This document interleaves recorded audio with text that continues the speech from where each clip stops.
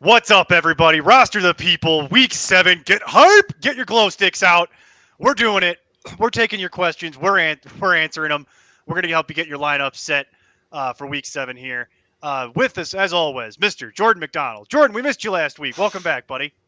I was going to say, you said as always, and then like, oh, no, you weren't here. But I'm here this week. I hope you guys are enjoying the, I think it's the 27th Sport Equinox ever, where all 4 Major League sports play on the same night, because I know you'll probably be split screening your Thursday Night Football with some NHL hockey. I know all our viewers like to do that, so I know I will be. A third of our audience will be doing that because they are Canadian. I have the data. That is a thing. That will happen. I mean, I have the Pens game on right now, so there you go. See, well, that's right. And Mike has a real. And from the shadows, Mr. Mike Manning. Mike, how you doing, buddy? How's it going? Pretty good. You know, I mean, it's been a while since I've been on a pod, so happy to be back and answer some questions. Plus, the Pens are up 2-0 already, so. Yeah, there you go. You thought you could get rid of me. You thought you could be rid of me. No, not that yet. Not that quickly. I've just been commenting on the pods and been like, I'll just say something here or there, but now I'm back on it, so I guess I have to actually talk a lot more. I actually appreciate the trolling. Keep doing that. It brightens my day on Thursdays when you do that. For those of you who tune in specifically for the Nerd, we do apologize. The Nerd is dealing with a family emergency. Normal service will resume from him next week. Everything is fine. He will be fine. It's not a big deal, but he did have to step out to go deal with something. So with that little PSA, we're going to start answering questions because that's what we're actually here to do. Superfan Jose Gomez. Jose, welcome in. How you doing, buddy? Pick up Myers and drop Pickens. I'm assuming he means Jacoby Myers. If so, then yeah, definitely. I'm going to agree with that. I'm assuming PPR as well because it's not clear. Yeah, I mean, if it's like standard, even half PPR, I'd still do it. But standard, obviously, I mean, neither one's going to be huge. You could go for the fact that there's a chance Chase Claypool leaves via trade, which would obviously shoot Pickens up. So I guess if it was standard, I'd go Pickens. But he just confirmed it's PPR, so we'll just eliminate that. It's Myers. It's Myers. I agree with that. It's Myers because it's the volume. It's a volume play. Yeah. I do like the intrigue of Pickens, though. Like Mike said, there's could be massive opportunity for him, but that's an if, not a when. Yeah, and we'll cover that in a minute. The rumor mill is just white hot right now as we get close to the trade deadline. Keep me honest. When is the actual trade deadline in the NFL? Is that next week? I think it's early November. I think about a week and a half. Let me keep me honest on that. Let's get I'll look that up. Yeah, it might be 2 weeks. It's like the 2nd or something, November. It is November 1st. So November 1st. Thank you. That's what I was thinking. Tuesday. Less than 2 weeks. It's coming up rapidly, though. So we will be talking about that as it relates to your fantasy lineups because the real NFL trade deadline is fast approaching, and the normal league trade deadline is usually something like 11-14. So the NFL trade deadline will happen. And normally it's not a big deal. There's not that many trades at the deadline. It's not the MLB. You know what I mean? But this year, there's a couple. And one of them pertains to the Steelers. There's a non-zero chance Chase Claypool is no longer a Steeler. So the fantasy community today has been debating all day long, what do you do with your Steelers? Who's going to get dealt? And if anybody does get dealt, what does that do to the survivors? So we'll cover that a little bit more when we get into the Steelers game, or as I'm sure people continue to ask questions about that. So Jose, blanket statement, we like Myers. I'd make that move if it's still available to you. Let's make sure we don't have anything in here yet for Thursday. Really, if Myers is available in your league, in any PPR league, he should not be. Yeah, exactly. He should. And Steve and I talked about this last year, ad nauseum. Actually, he was one of our guys last year because he's just a volume monster. But he wasn't catching. Doesn't matter the quarterback at all. No, it doesn't matter. It makes no difference. Even with Cam Newton, he was a volume monster. These targets are a lot better than those Cam Newton targets. Even the Bailey Zappi targets are a lot better. Those Cam Newton targets were ugly. But the biggest thing now is he's actually starting to get red zone work. That was what was hurting him last year. And we've been saying if he could actually get some red zone work, even if he caught 3 touchdowns, he'd have been easily in the top 24 at wide receiver, just generally speaking. So it's an interesting one with Myers, especially with them. I don't know exactly what to make of the rest of that wide receiver core. It seems to be in flux. I don't think Belichick knows. Yeah, that's probably fair. Or whichever offensive coordinator / assistant of any kind that they have. That's actually... whoever's calling the plays. I find it funny that 2 years ago they made all these moves to get these guys like Bourne and Aguilar and even the 2 tight ends, and it's the homegrown guy, that just is the one that's the guy you want. Because the other guys, like, you could take, like, maybe Henry on, like, a good stream week, but other than that, neither of these guys should be rostered.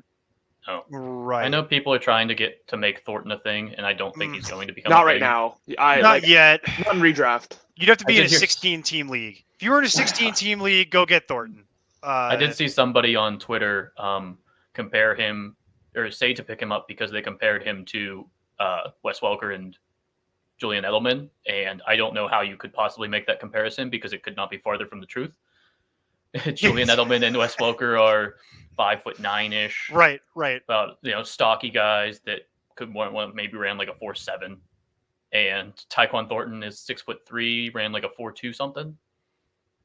So yeah, the profiles don't totally exactly comparable. Totally comparable skill sets. Okay, we've got. I'm not familiar with Fred. Fred, welcome in. All right, we will do our best to get through 9 9 leagues is intense. Yeah. I do this for a living, and I don't play in 9 leagues. And here's one right off, and this is a Thursday question, so it goes first. Oh dear. Okay, let's try to unpack this. Oh, Juju, Myers, and Rondale need to pick one. Also have Henry, Jacob, Stevenson, and Walker pick 3. Okay, let's try and take this one at a time. And I picked this is up because we got to do the Rondale thing. So first question: Juju, Jacoby Myers, or Rondale going tonight? I go Rondale over Juju. I'm just trying to pick. I'm just trying to like decipher this question. So he wants one. No. Do it in chunks. It's the first 3. Juju, so Myers, one Rondale. Pick one wide receiver. Pick one. Juju, Myers, Rondale. Pick one. Oh my god, that's tough. I'm gonna go Myers. Yeah, I'm also gonna go Myers. Yeah, I'm gonna go Myers. Rondale's a little intriguing, but this Bears secondary. No, I have Myers in the top 20. Okay, like it's not that close for it's not that close for me.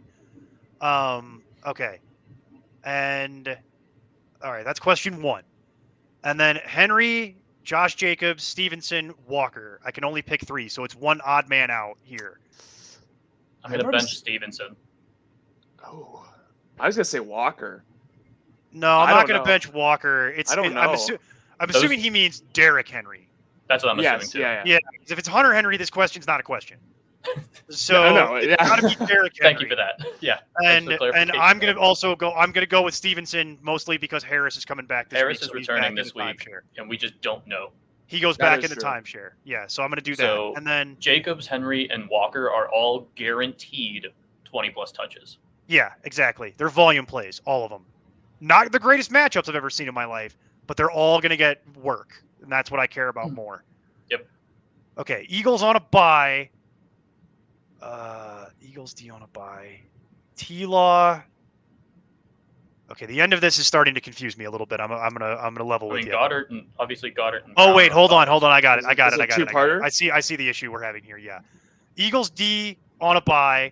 T-Law, Goddard, AJ Brown.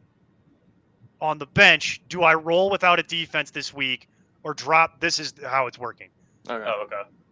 So he's asking, do you drop somebody? It depends how deep you are. It seems like you could probably get away with it if you're considering it, that you can get rid of T-Law and hope that no one scoops him up. Yeah, it depends on who's on the wire. I'd love to know who your other quarterback would be. Did he say? I guess not. Not yet. No. And the other, so he's saying he wants to keep the Eagles D and wants to pick another streamer up. Yeah. Eagles Honestly, D on a I don't bye. think the Eagles D's T-Law, fine, Goddard, but it's not. AJ Brown, and he's saying on the bench, do you roll without a defense or do you cut someone? I cut the defense. The Eagles aren't a guaranteed. Yeah, quarterback is a quarterback. Jordan is Brady. Now that I see that, I'm going to agree with Mike. I would drop the defense. Brady, we don't know what we're getting. Like he could probably Brady get and out of his T-Law funk. could go either way each week. Yeah, Yeah. so I'd rather have that than worry about 45-year-old Brady for the rest of the season. And I get the question because next week the Eagles is a streaming defense option, but I got to tell you, man, you'll have other options. Yeah. It's fine. You're not getting any of those cuts back, so I forfeited my defense. It's the only difference choice. Between a streaming defense of any kind, whether it be this week or next week that you're going to be picking from, and in points, is probably not going to be that much compared to if you do lose Lawrence and don't get him next week. I mean, Brady has been he had 13 points last week in a great matchup, and he still had all of his weapons. So he's also 45 and going through a divorce that is clearly taking its toll on a person mentally. Yeah, it's not great. Okay, he's having a very problem that we got to worry about. A very public midlife crisis. Oh God, I've been making that joke. I've been making that joke off camera for 2 weeks. Just wait till he pulls up on a Harley. No, it's no amount of midlife crisis hats, Tom, are gonna fix the problem that you're having. Like every hat he has screams 40-year-old dude going through a midlife crisis. He's wearing like New Era 59 fitties. He's never done that before. Like so nobody does that. Like you either wore those hats before. You don't start that when you're in your 40s. Okay, like no one does that if your life is going according to plan right now. Like Tom Brady's going to be collecting motorcycles any minute now. Okay, like any minute now that's going to be happening. He's going to be opening a microbrewery with his friends. Like all of these things are coming, and it's just sad. I don't like to speak about these things because it is his personal life, but it also gets broadcast on the internet and on TV. This is why being a public figure has its prices. You know what I mean? But let's not spend any more time on that. We can talk about that later. Because we have another Thursday night question that we need to get to quickly. All right, Mike, let's see here. And I mean, Mike, oh God, Ganem, I'm going to go with. Not Mike Manning. Thursday night question. Currently starting Zeke and Wilson Jr. I have Swift on the bench and Eno Benjamin. Lockett didn't practice again. Any reason that I would start Eno? Well, a reason to start Eno, I'm not saying you should, is that James Conner did get ruled out or inactive. Do you care? Do you actually care about that? No, I don't. But if he wanted a reason, that's what it is. James Conner didn't play last week, and Eno Benjamin looked like garbage. But no, I was going to say no. He's never been an efficiency play. He's been a volume play. And the Saints, to the extent that they have a defense, because they don't currently at the moment, but to the extent that they do anything well, they're okay against the run. Mm-hmm. I'm not advocating against it. I just saying, like, if that's what you want, there it is. And you have Swift on the bench. I was going to say. And who I would swap for Wilson Jr. if he is ruled active. But no, I think you should just stay away from Eno. Yeah, I'd be fine with leaving Eno on your bench for today because of the fact of, okay, if you're looking at this when Sunday comes around, you got Zeke at your starting running back, and then Swift says he can play. Cool. You throw him in RB2, and then you can decide between Jeff Wilson or Tyler Lockett. If Tyler Lockett ain't able to play, you can throw Wilson in your flex. Depending on what other options you might have on your bench, even if Swift is out and Lockett is out, it's not like Eno's going to be that much more of a guarantee for high point production. So I'm sure that I don't know what your next option would be on your bench, but that's like worst case scenario. Yeah, and he is providing context. Half point PPR if it matters to you.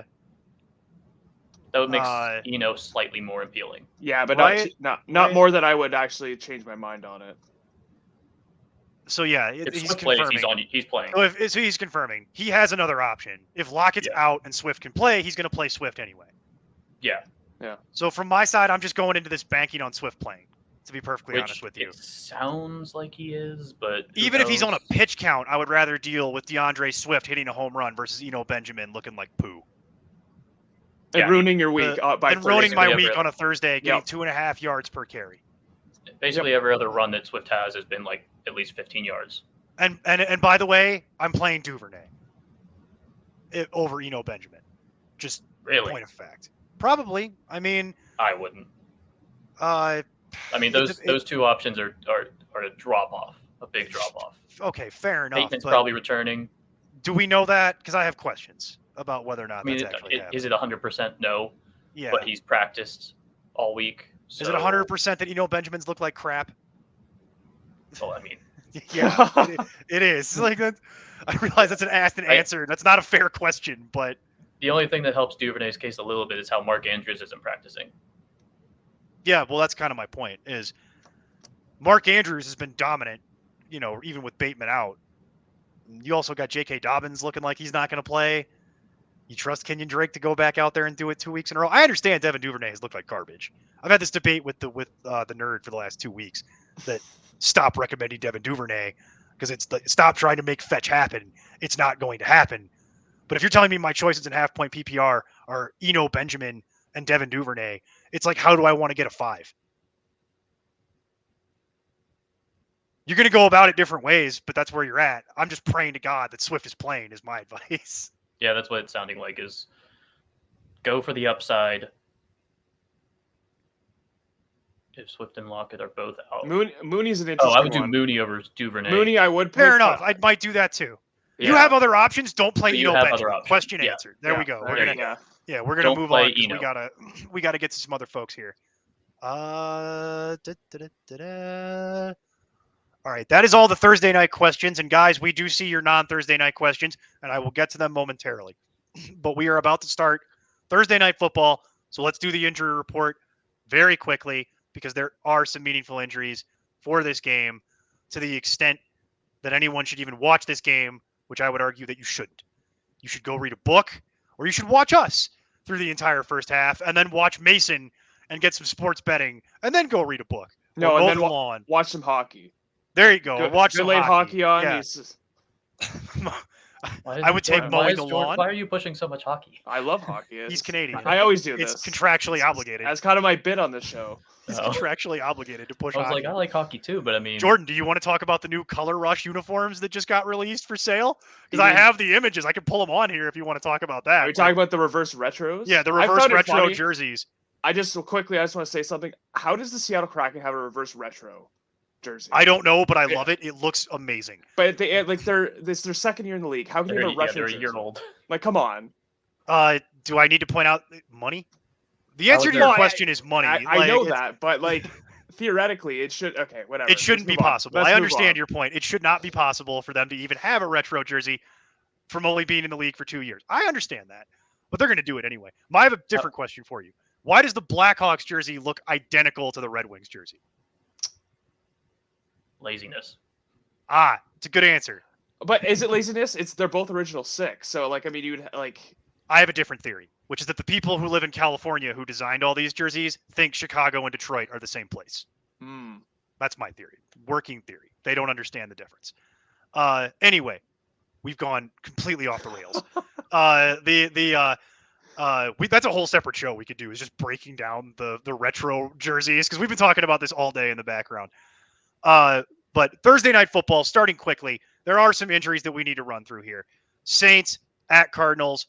Cardinals are only getting -1.5 at home. Shows you what people think about where the Cardinals are right now. And with good reason, because they have looked like trash. I don't know that they are trash, but they have looked like trash. I want to be very clear. I'm not accusing anyone of being trash.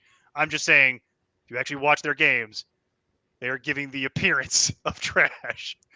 But we'll go through it real quick here. Thank God for this. DeAndre Hopkins is finally back from suspension and is going to play tonight. If you got anything to hang your hat on or hope for, it's that DeAndre Hopkins just his presence might be able to fix this.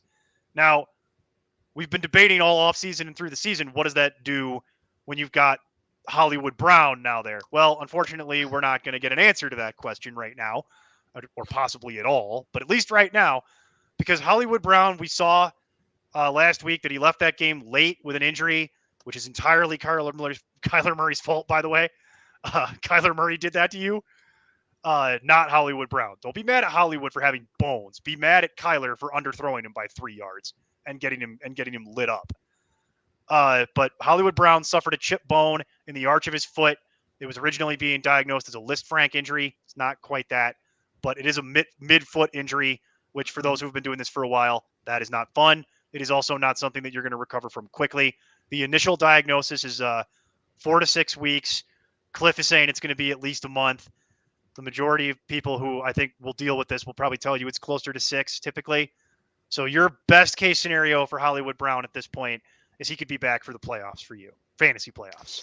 That's But your best case scenario. is that risky though? Like, would you going into Very. your fantasy playoffs and you have Marquise Brown available? Do you trust that? Like, that's going to be a conversation for a couple months from now. But I would be I can give you the high level. I don't trust it. I would try to keep it on the bench, but you can't trade it, and you're stuck with it. Yep. Yeah.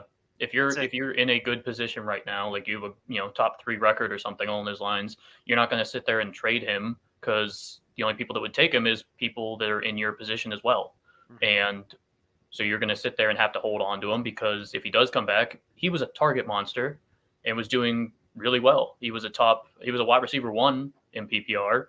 And if you have to leave, if he does come back for literally the fantasy playoffs, no, ideally you can hold him off the first week. You've already made it there for a reason, so you had a substitute in there. You play that week and then see how it plays out with Hopkins and Brown on the field at the same time. Yeah, I think that's the ideal situation. It's the only thing you can do. And if you're on a bad team and you have him, now you send him away. You send him away for whatever you can get. Pennies on the dollar if you have to, because if you're struggling and you think you're not going to make the playoffs anyway, he's not going to be back until then. You kind of just got to play the cards you're dealt sometimes in life. As much as use this news as at least a month as could be just a month, and try and get the best you can. Yeah, the only thing that could happen is it gets worse. Right. Is you hear he's slowing down or he's not on schedule, something along those lines. So, that's much more likely, Mike. I agree with you. The odds that suddenly they're going to say, "Oh, it's only 3 weeks," is like negligible. It's like 0%. Nothing is 0%, but it's like 2. The odds that it goes longer than 6 weeks, much higher. Much higher. So not good news, and it's just unfortunate. Well, they had to replace him with something, and something turns out to be Robbie Anderson. We could argue whether that's something or not, but it is a person, and it's a body. And for those who are paying attention, Robbie Anderson publicly beefed with the coaching staff in Carolina, got sent to the locker room, and then the next day was traded. I don't even have the specifics. Oh, I do actually. He was traded for a 6th round pick and a 7th round pick, a 2024 6th and a 2025 7th. That's not a lot. He is going to play tonight. He will play maybe 10 to 15 snaps. He does not know the playbook. No one should be starting Robbie Anderson. Well, I don't even think Kyler Murray knows the playbook based on what I heard this offseason. So I don't know if that's an issue. But okay, I'm just hoping we get. I think it's past the point now, but I'm kind of glad we didn't get any Robbie Anderson questions. Well, it's not past the point yet. People still have 20 minutes. Well, so we're I would pick up Greg Dortch instead. Like, if you're willing to go down that road, if you're that desperate and you have to play Robbie Anderson. Yeah, I want to avoid Robbie Anderson even when he does know the playbook, by the way. I've got zero confidence in this. I've been burned by Robbie Anderson too many times in my fantasy career. I don't trust him anymore. And, of course, that means tonight he's going to play 15 snaps. He'll have 1 reception for 75 yards and a touchdown. Yeah, it's absolutely going to happen. It's going to happen now that I've done this. And then, as we already covered, James Conner is inactive tonight. He did not play last week with a rib injury. He is not going to play tonight with a rib injury. Maybe he can get back next week. Darrell Williams also not playing tonight. Is still dealing with his injury. So you are looking at the Eno Benjamin experience yet again. I don't like it. I don't think anybody likes it. Other side of the ball quickly before we go back to answering questions. Saints also are dealing with a litany of injuries. This is why this is a Thursday night game, right, folks? Like, everybody's hurt. For the Saints, you've got Michael Thomas, Jarvis Landry, Adam Trotman, and Marshawn Lattimore already ruled out. And normally we don't even do defensive notes, but Marshawn Lattimore is good enough that he gets included. So that's a lot of firepower for the Saints that is not going to be playing. On the bright side, Chris Olave will be playing tonight. That's good news. At least there'll be something that'll go out there. Now, jackknifing back to the bad news category. Just a minute ago, they named Andy Dalton the starter. Even though both are healthy, supposedly. Even though both are healthy. So, and quarterback this does controversy. seem scary because this has like the hint, the like stench a little bit where it's starting to smell. And it's kind of seeming like this might be something Dennis Allen just wants to do because he doesn't like how Winston plays compared to how Dalton plays, which is bad for fantasy because Dalton's upside is just so low. I mean, he has not scored. Argue the Andy Dalton ceiling and floor graph looks like this. Yeah. You can maybe like roll a penny through Can it. I get it closer? Hang on. There we go. There we go. That's more accurate. Whereas the Jameis Winston floor to ceiling graph is this. Yeah. Like I can barely get it on the camera. Like it could be anything. That's also Taysom Hill's floor ceiling thing as Oh, well. yeah. If you think about it. Yeah, It but really I never is. feel comfortable playing Taysom Hill because of his snap count. Oh, of course. I And get then he like gets the touches, but his you snap play him count in a- Hill scares me. and if you're desperate and you need a 40, because you know you're gonna lose. You know what I mean? Like if you think you're gonna lose and you need a 40 to win or something, that's when you play Taysom Hill. I'm playing a guy this week and it's a keeper league and he's already tanking and he has Hill. It's going well. He has Hill to super flex tonight. So Oh God. In the super Yeah. flex, not even And as a the- tight end. Oh God. Yeah, that was the Okay. only benefit he had was being a tight end / quarterback where you could throw him in the tight end. yeah, it's Yahoo, so he got lucky there. But I guess it doesn't matter super flex, but still, it's Yeah. Oh, But either way, boy. I'm just Um, nervous that this coming week of practice is going to come along and he's going to sit there and be like, "No, you know what? I think we're going to stick with Dalton. We just like what he's doing. The whole Right, 3 right. touchdowns and 1 interception. He's Well, thrown and there in was 3 reports games. of that too. Like there is some truth to that, and I don't know what's going on with Winston's back. If he's healthy, it'd be interesting. He's playing with a fractured back. That just shocks me that you could do that. But I think you might be right. I think that Andy Dalton's a safer option. You know, he doesn't give the turnovers aren't there, but yeah, it's a lot of it's not gonna be a lot of passing, not a lot of great passing. Yeah, there'll be passing, but it'll be ugly. Okay, we've got a couple of questions that have trickled in here for Thursday night, so we're gonna do these quickly. Skylar, thank you for being patient. Skylar, it's Hawkinson. I'm not playing Yeah. Taysom Hill unless I'm completely desperate. We just covered it a moment ago. Yeah, And that's not desperate. I would just play Hawkinson and deal with my life. Mm-hmm. Oh Lord. Pick up Fant for a pivot if Waller is out on Sunday. Well, I do think Waller's going to be out on Sunday. That's a safe bet. Yeah. Reports are saying that he's even told reporters that he's likely not going to play. Yeah. So if that's your option, Skylar, then I'm taking Waller off the table for you right now, and it's Fant or Hill. This is more of a real question than Hawkinson Hill, at least. Yeah. But I'd even Yeah, say I'd check if Moreau was on the waiver wire instead.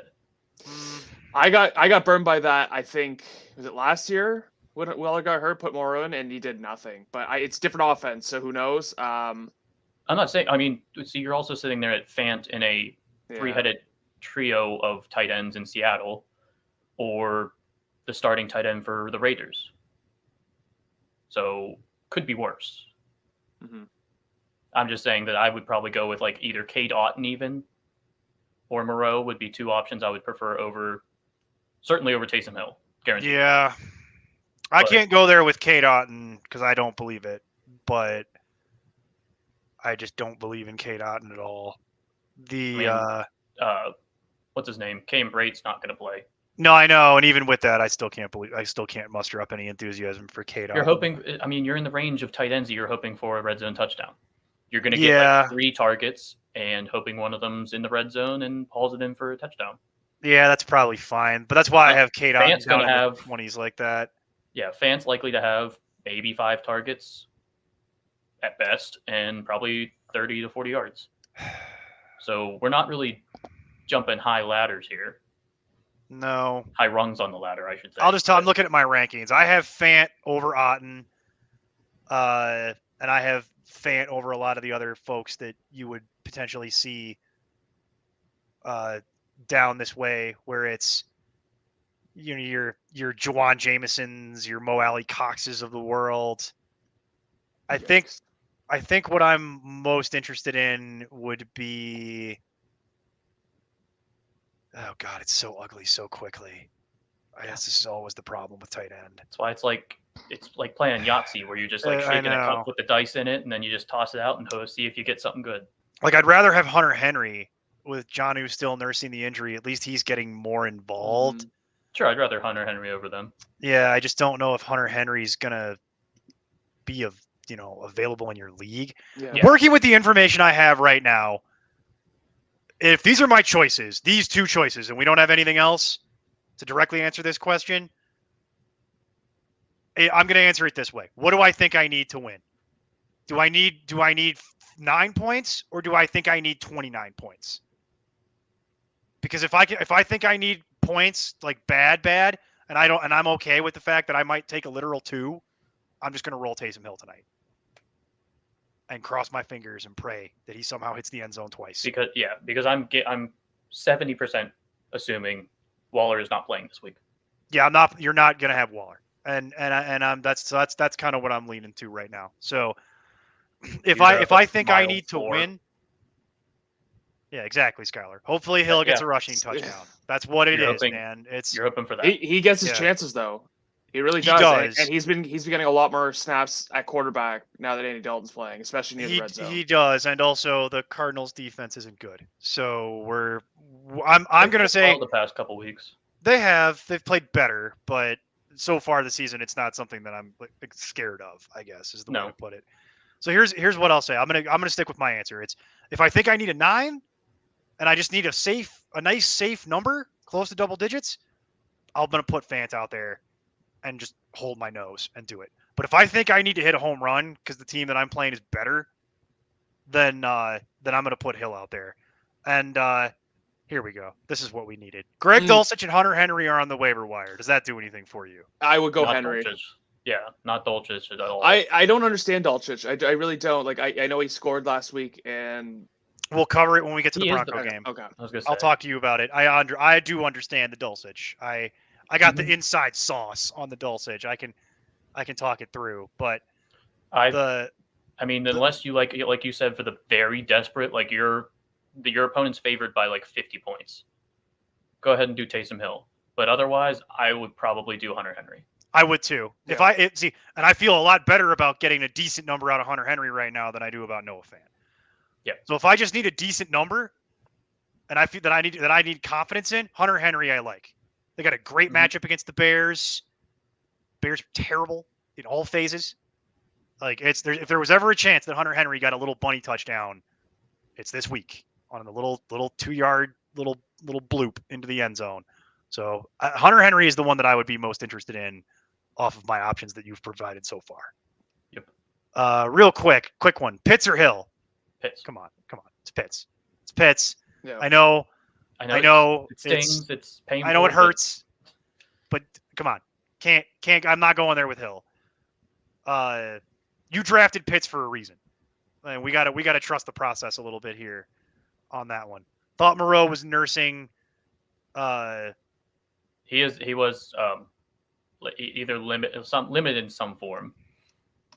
Yeah, so that's the other reason why it's like I'm not super into the Moreau situation here. That was just in comparison to Fant plus Taysom Hill. And I'm not seeing any more Thursday night questions. Get them in quick, guys, because you got like 10 minutes here before. 5 minutes. 5 minutes, excuse me. Minutes. Yeah, you got 5 minutes before that game locks. My general advice regarding the Thursday night game, we covered the injuries. If I don't have to start anyone in the Thursday night games, I'm not going to. We preach that every week. We really do. I only start my studs that I have to play on Thursday night, like when Austin Eckler was playing last Thursday. You're doing that, but if it's you are welcome. And if it's even close, I give it to whoever's playing on Sunday. I hate these Thursday night games. And I'm sad that they continue to make money because I wish they would just go away. Especially how the last 2 weeks went. My goodness. Oh, I don't know that this is going to be that much better, man. Look at this MASH unit you got out here. It is 2 underperforming teams. I agree. I just hope that D-Hop infuses something into this Cardinals team, mainly because I'm starting in multiple leagues. But there we go. Get it? There we go. You gotta throw that in. I'm just being honest. Could you imagine being Amazon and paying all the money you did for Thursday Night Football, and this is the schedule that you had gotten? People are watching. People complain about the football, but they're watching, and that's. I know that's historically been the problem. People complain the whole way down, but they watch it anyway. Gosh darn it, it's football. I know it's a football game, so people deal with it. People love their football. That's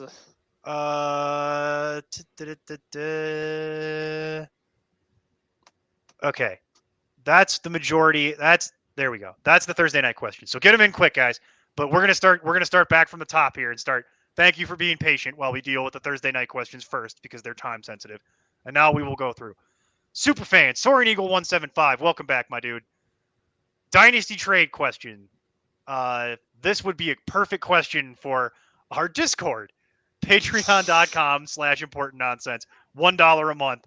And we can answer these questions in more detail, but we'll take a stab here. You're giving up Amon-Ra, St. Brown, Tyler Lockett, next year's first, second, and then a second in 2024 to get Justin Jefferson.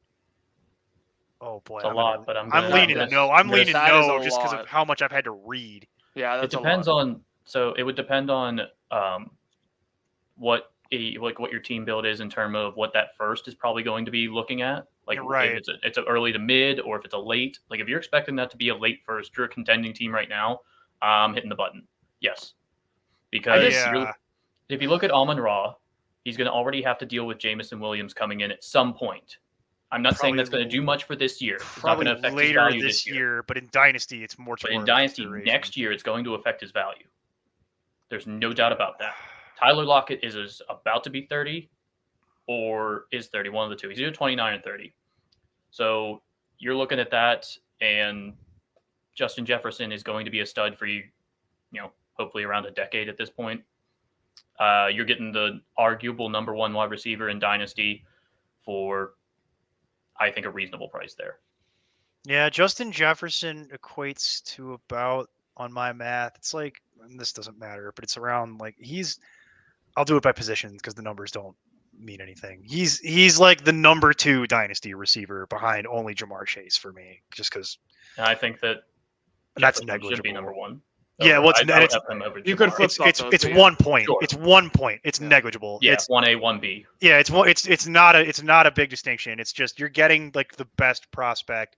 So in order to top that out, you're going to be. Because I like O'Connell's offense and how he's been doing it. The running mate for Jefferson is 30-something-year-old Thielen. 33-year-old Thielen. He's my age. Yeah. So, and then the running mate for Jamar Chase, who was outperforming him at the beginning of the season, is T. Higgins. I understand the other benefit that Jamar Chase has is just because he has Joe Burrow instead of Kirk Cousins, but yeah, still. Best negotiated contract.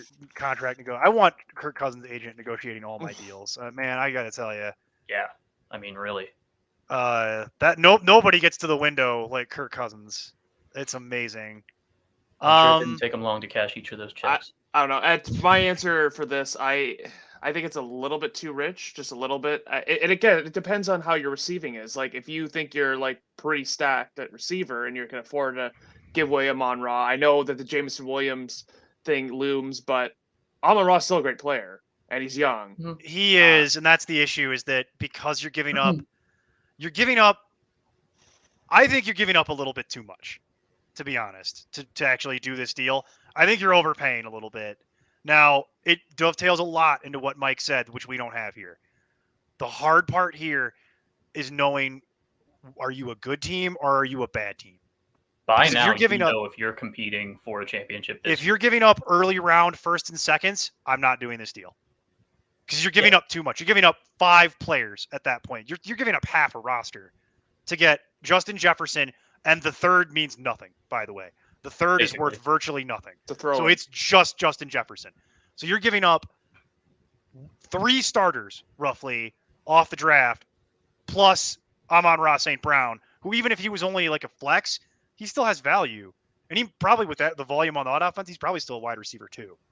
So I need to know that piece of information. This is why we say, guys, we will take a poke at these trade questions, but they're way better on Discord, where we can have you post your team and go through it with a fine-tooth comb, and it's like paragraphs of information gets exchanged in that channel to really get to consensus. It's hard to do it in sound bites because I'm not being provided with enough data points to really help you. So I'll tell you this: if you're a good team, that these are late round first and second draft picks that don't matter, yeah, smash the button. But if you're a bad team and you're not competitive, hoard those draft picks like Smaug from the Lord of the Rings. Be the dragon that sits on your draft picks. Don't give nobody nothing. Like, I would consider doing it the other way if I was a bad team. I'd be trying to trade Amon-Ra St. Brown to get more draft picks. Like, even Lockett. Like, Lockett's a great sell. And yeah, Lockett would be a great choice. Sell him now, yeah. Give me a late second rounder for Lockett. Perfect. That's all I want. Like, it's so we'll we'll attempt to. If you've got further inputs, we'll bring it back up. But for right now, that's how we'll advise. And oh, we already did that question. Sorry, Skylar. And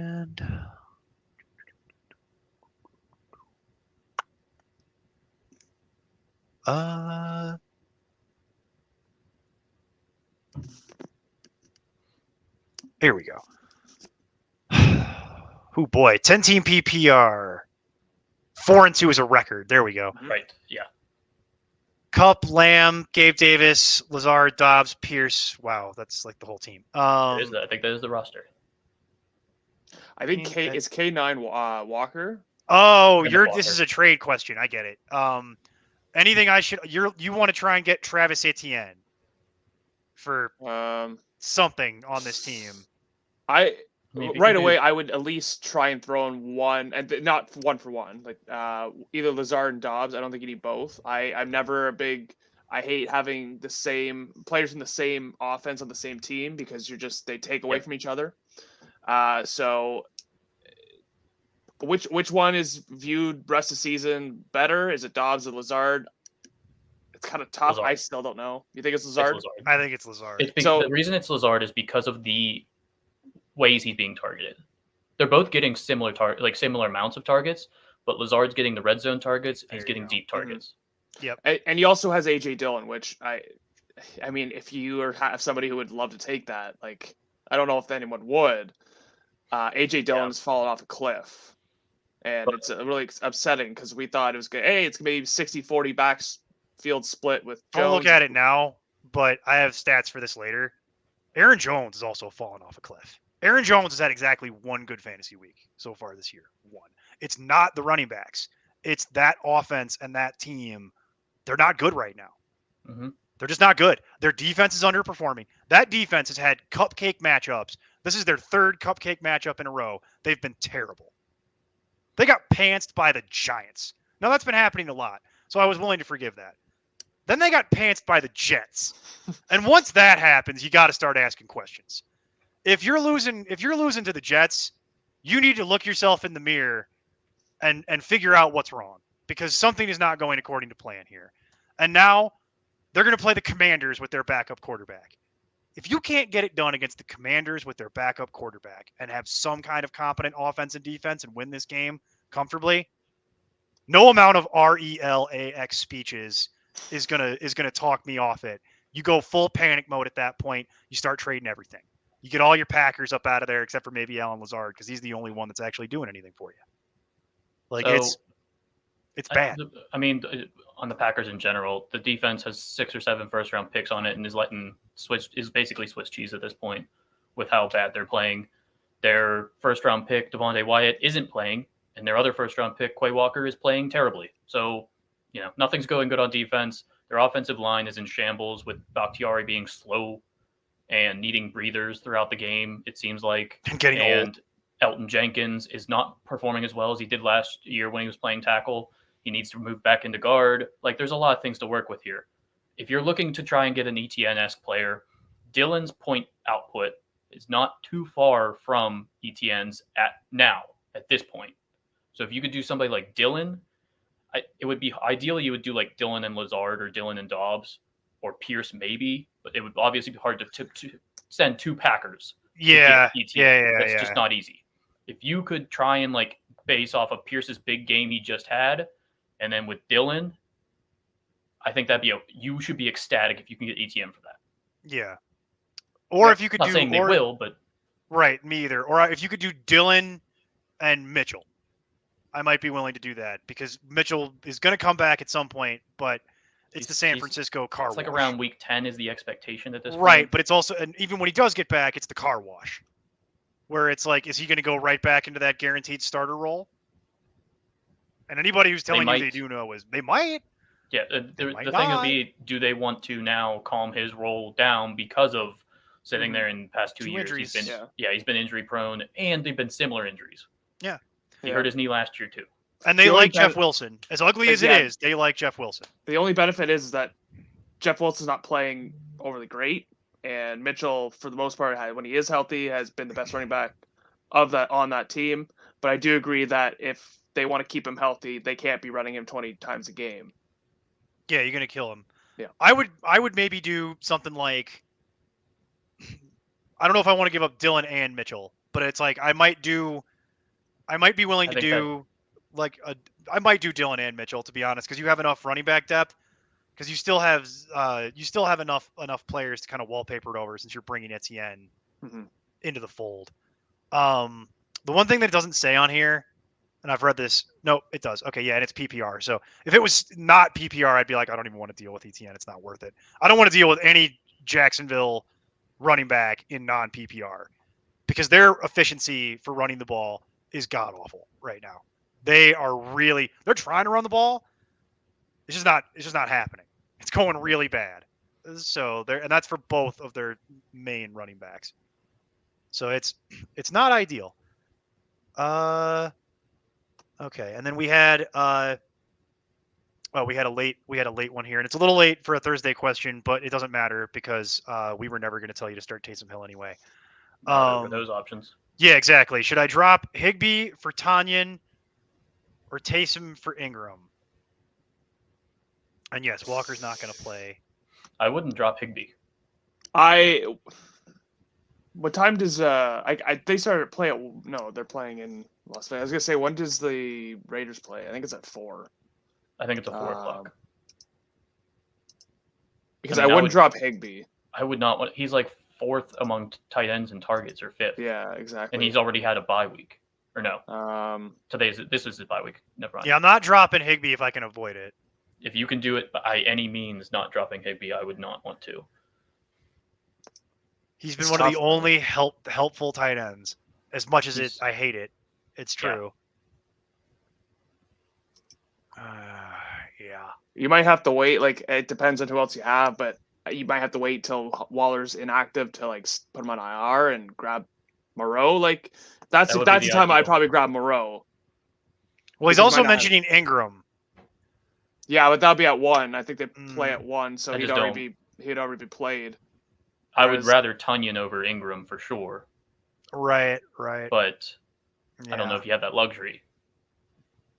Because ideally I would not want to carry 3 tight ends. No, I don't want to do that either.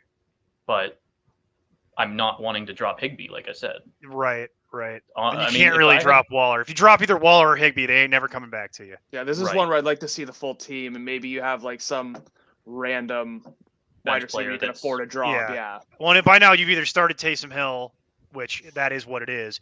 But to be honest with you, now it's a little too late because what I might have done is just cut Taysom Hill straight off. Because I think he would pick up Taysom Hill. Possibly. Yeah, I think Taysom Hill was like an option to pick up. That's how he's saying. Oh yeah. Okay. Yeah. Sorry, I misread my own notes.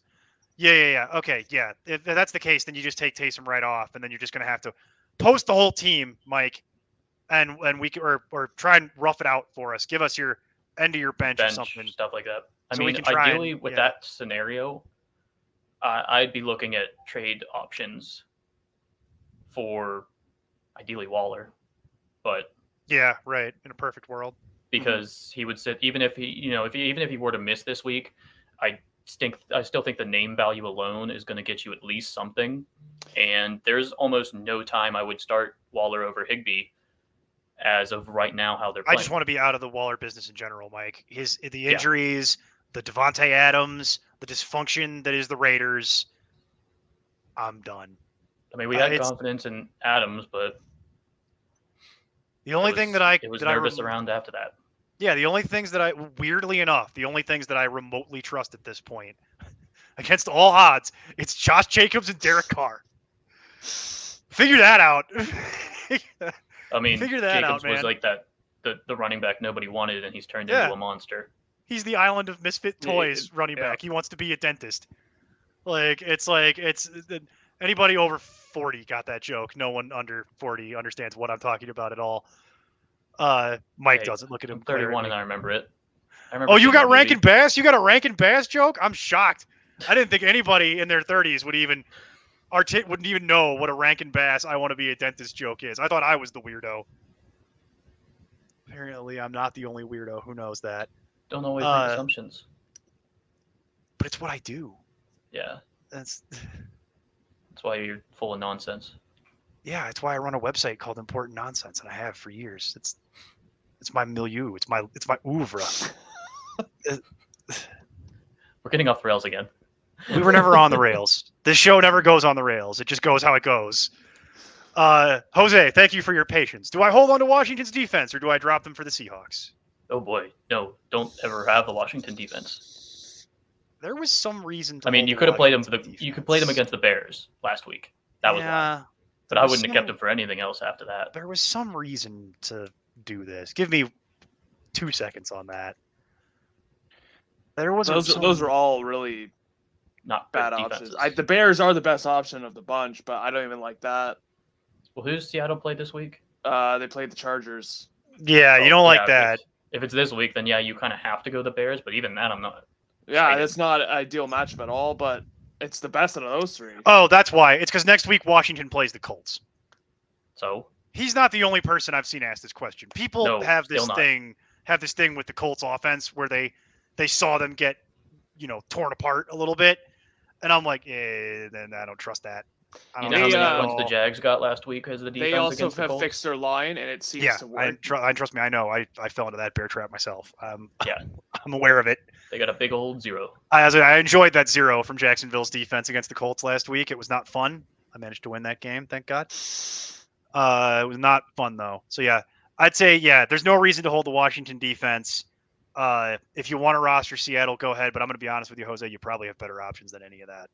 So if those are the only 3 defenses on the wire, then Bears. But I'm sure there's a slightly better option. There's got to be more than 3. Fred's back. Fred. Oh, this is the guy we told to cut the Eagles defense because he didn't really have another choice. So he's going to have to get a replacement defense here. What do we like? Well, Cardinals is done. Cardinals is out. I wasn't going to recommend Cardinals anyway, so it's fine. That's all fine. Bengals. Let me just see. I just gotta look these matchups. Sorry. I have it right here in my rankings, so I can get this quickly. I think. I mean, off the bat, I'm picking Dolphins. I am going. You don't have trust in your teammate. I'm knowledgeable about my team. No, right, exactly. No bias passed here. That's how you play fantasy. I can't. I am going. I mean, could you? Okay. Do you see a scenario where the Steelers score over like 24 points? They haven't yet. I could. I know they haven't. And the Dolphins is an opportunistic defense. They are, but their secondary is so bad.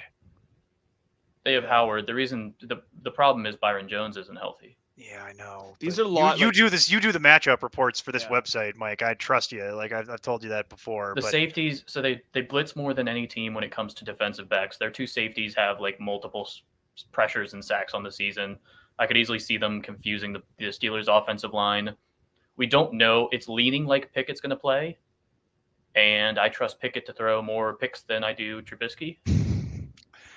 Probably it's not a bad thing. I mean, that's I just have seen them both play. Mitch Trubisky is very conservative. Trubisky would take more sacks. Pickett will throw more picks. Yeah, that is how that would go. That's why his name is Pickett. Is that right? That's why we picked him. Oh, there you go. All right, good night, everybody. Show's over. There it is. We're done. The Raiders play the Texans, but the Raiders' defense is just still not very good. I could see them getting a few sacks, and that's it. I'm actually going. The Colts. We just saw what happened last week with the Colts.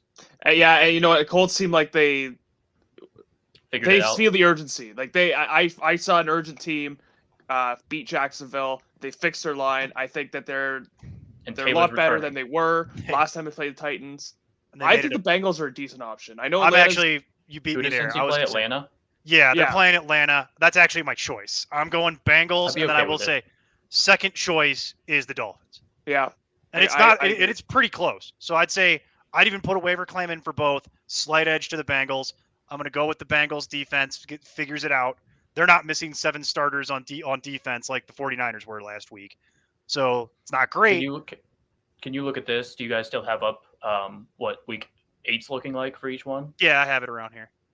See who the Bengals play week 8 and who the Steelers play, or the Dolphins play week 8. 1 second on that. Because that could be a tiebreaker.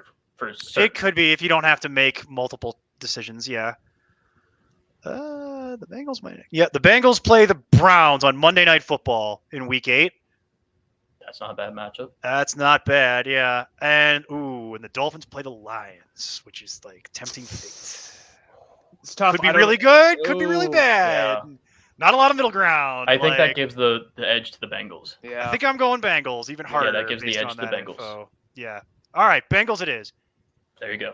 All right, and